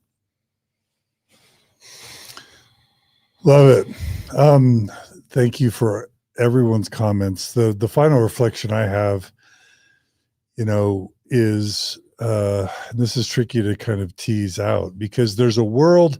I tried to express my best faith empathy for online Mormon apologists, that they just feel that they're something they love is being attacked, and people that they love are being hurt in their view by ex-Mormons, and so they want to defend it and attack back. That's my best faith interpretation of what's going on.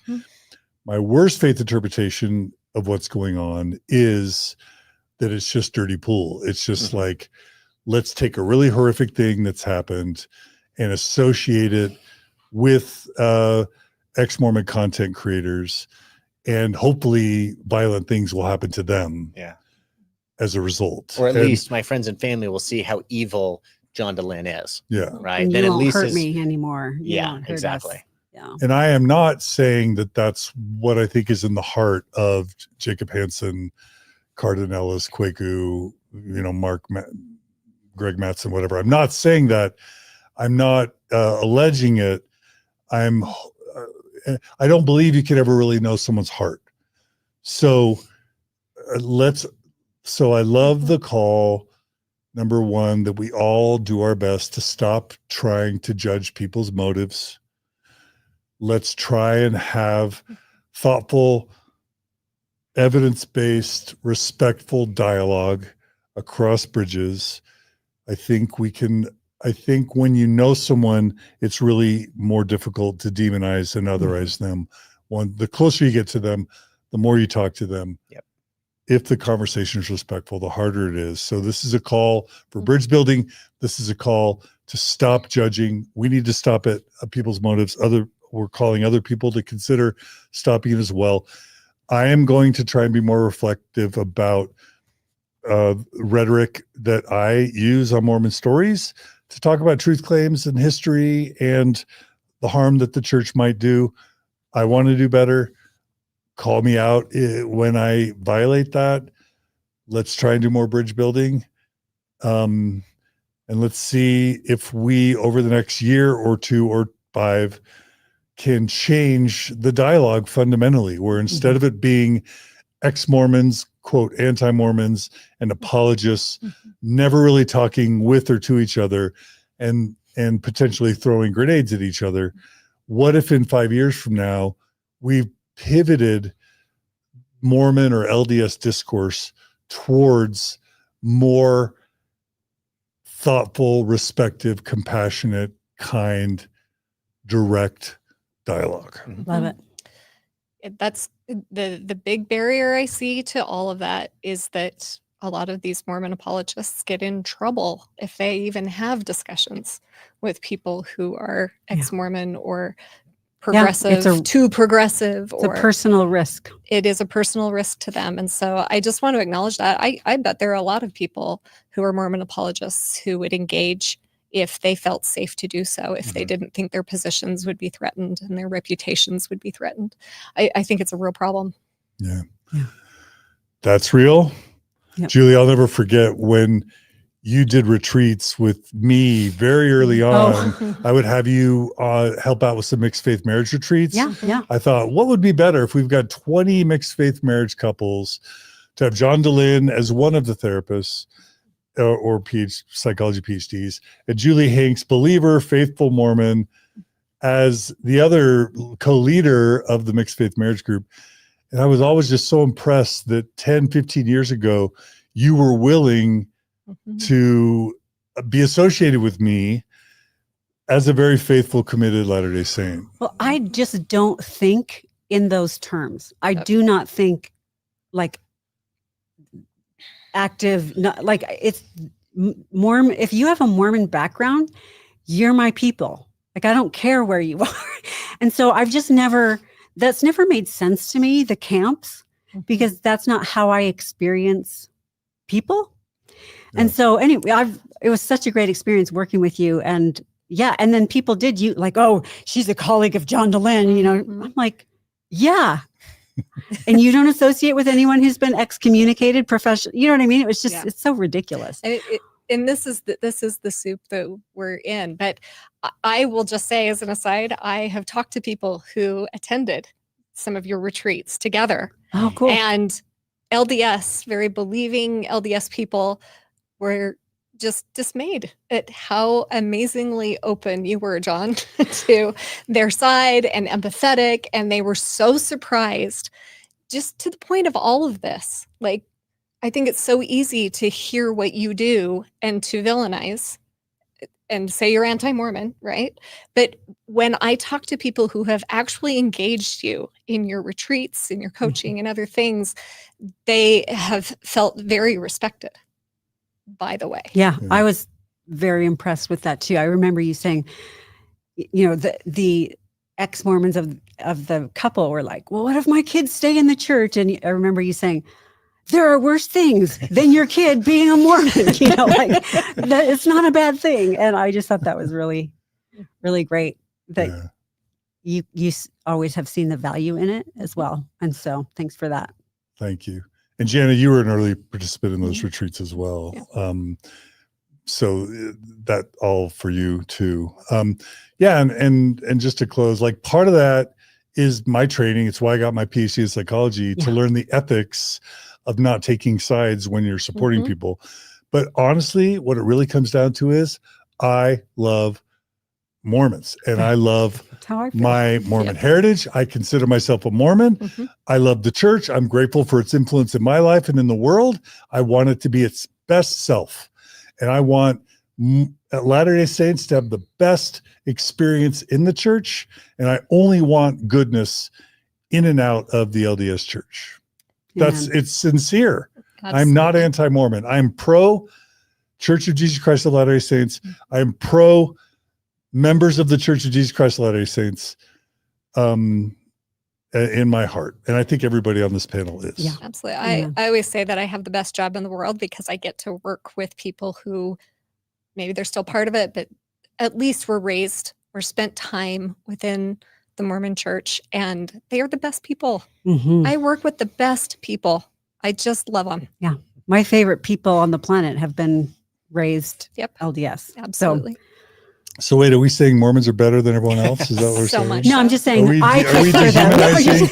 dehumanizing no, we're not. People who were never raised LDS? Can I have a preference, John? Trust me, I have a number of clients who are never Mormon, and I love them. I love them too. They are for sure. They're not bad people. I'm not saying that at all. I'm not saying that at all. Friend. Yeah, exactly. No, I'm just saying. Yeah, I have a never Mormon friend. I'm kidding. I'm totally busted. No, I'm not trying to say that. I know. I'm kidding. I'm teasing. But what I am saying is that there are really, I don't know, there's something that happens when you are engaged, and it would happen with any. It doesn't have to be Mormonism. That's that's my reference. That's group, who I see, right? Mostly. But there is something really beautiful that happens when you are raised in a place that is thinking about values and thinking about how to be better people in the world. And that's the best part of Mormonism to me. And trying to be like Jesus. Yes. I think it's great. And there are a lot of places to do that, by the way. And there are a lot of places to do that outside of religion. I'm not saying it's better. Well, we didn't quite make an hour to hour and a half, but we made 3, which is better than 4 or 5, right? Trending in a better direction. That's right. Each episode, shorter and shorter. And I'll just say in our defense, this is some delicate stuff. Yeah, Charlie Kirk, the Michigan stuff, apologetics, the anti-Mormon label. We took on some heavy lifting, and I'm proud of us. Absolutely. Yeah. For sure. Yeah. So yeah. Thank you. They're Yeah. hot topics, and I think that we treaded lightly, but still brought meaningful discussion to it. And just my heart goes out to all of the families affected by the shooting and the 100%. catastrophe. It's just horrific in Michigan, and so just love going to those families. Yes. Agreed, and to all of the people that love and Charlie appreciate Kirk. Charlie Kirk. Yep. Yeah. And the shooter of Charlie Kirk, right? And The families of the families of the Michigan, Yeah. all of it. Yeah. Yep. All right. Well, Julie Azevedo Hanks, Beau Oyler, Jana Spangler, thanks for being a part of Mormon Bridge Building. Should we try this again? Let's What do you it think? again. Yeah, let's do it. Yeah. I'm Love in. it. Sounds good. And viewers and listeners, if you like what we did today, please comment, please email us, let us know. Because I think we're going to do it no matter what, but we would love.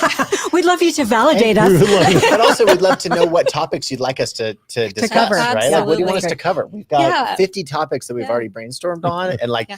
we're very open to what do you want us to cover. Absolutely. be helpful. What topics have you heard that you've only heard from one place or another, and you Mhm. would like to hear something, that incorporates all of it? And if you are a thoughtful, believing Latter-day Saint, Mhm. social media influencer or not, and you want to sometimes be on a panel or be a part of this discussion, wouldn't it be great if we could have, Would you love know, it. It would be so great. I mean, Jana, you're still, a member of the church, I'm a member of and the church, you yes. still attend from time to time, Mhm. occasionally. Like, I've been more online. I zoom in yeah, more well, than I don't. yeah, yeah. Well, in addition to Jana, we would love to have other voices as it makes sense. Yep. So please reach out to us. Our only rules are kindness, evidence-based, fact-based, discuss the desire to listen, a desire to give ground, and to try and find common ground in the spirit of bridge building, and not to turn around and demean or smear later. That's it. Anything else that we'd add? Great. That's it. No, Is that thank it? you. Thank you. That's it. All three. All right. So thanks again, y'all. Thanks for joining us today on Mormon Stories. Thanks to Julia, who helped gather all this content. Mhm. Thanks to Brooklyn, who does the post-production, our board. And thanks to all the donors. We could not do this without our donors. So thanks to everyone who donates to Mormon Stories and the Open Stories Foundation. We couldn't do it without you. Be good to each other. Be kind to each other. Give us your feedback at mormonstories@gmail.com or in the comments. Subscribe, like, share, all the stuff. And we'll see you all again soon on another episode of Mormon Stories Podcast and on the next episode of Mormon Bridge Builders. Take care, everybody.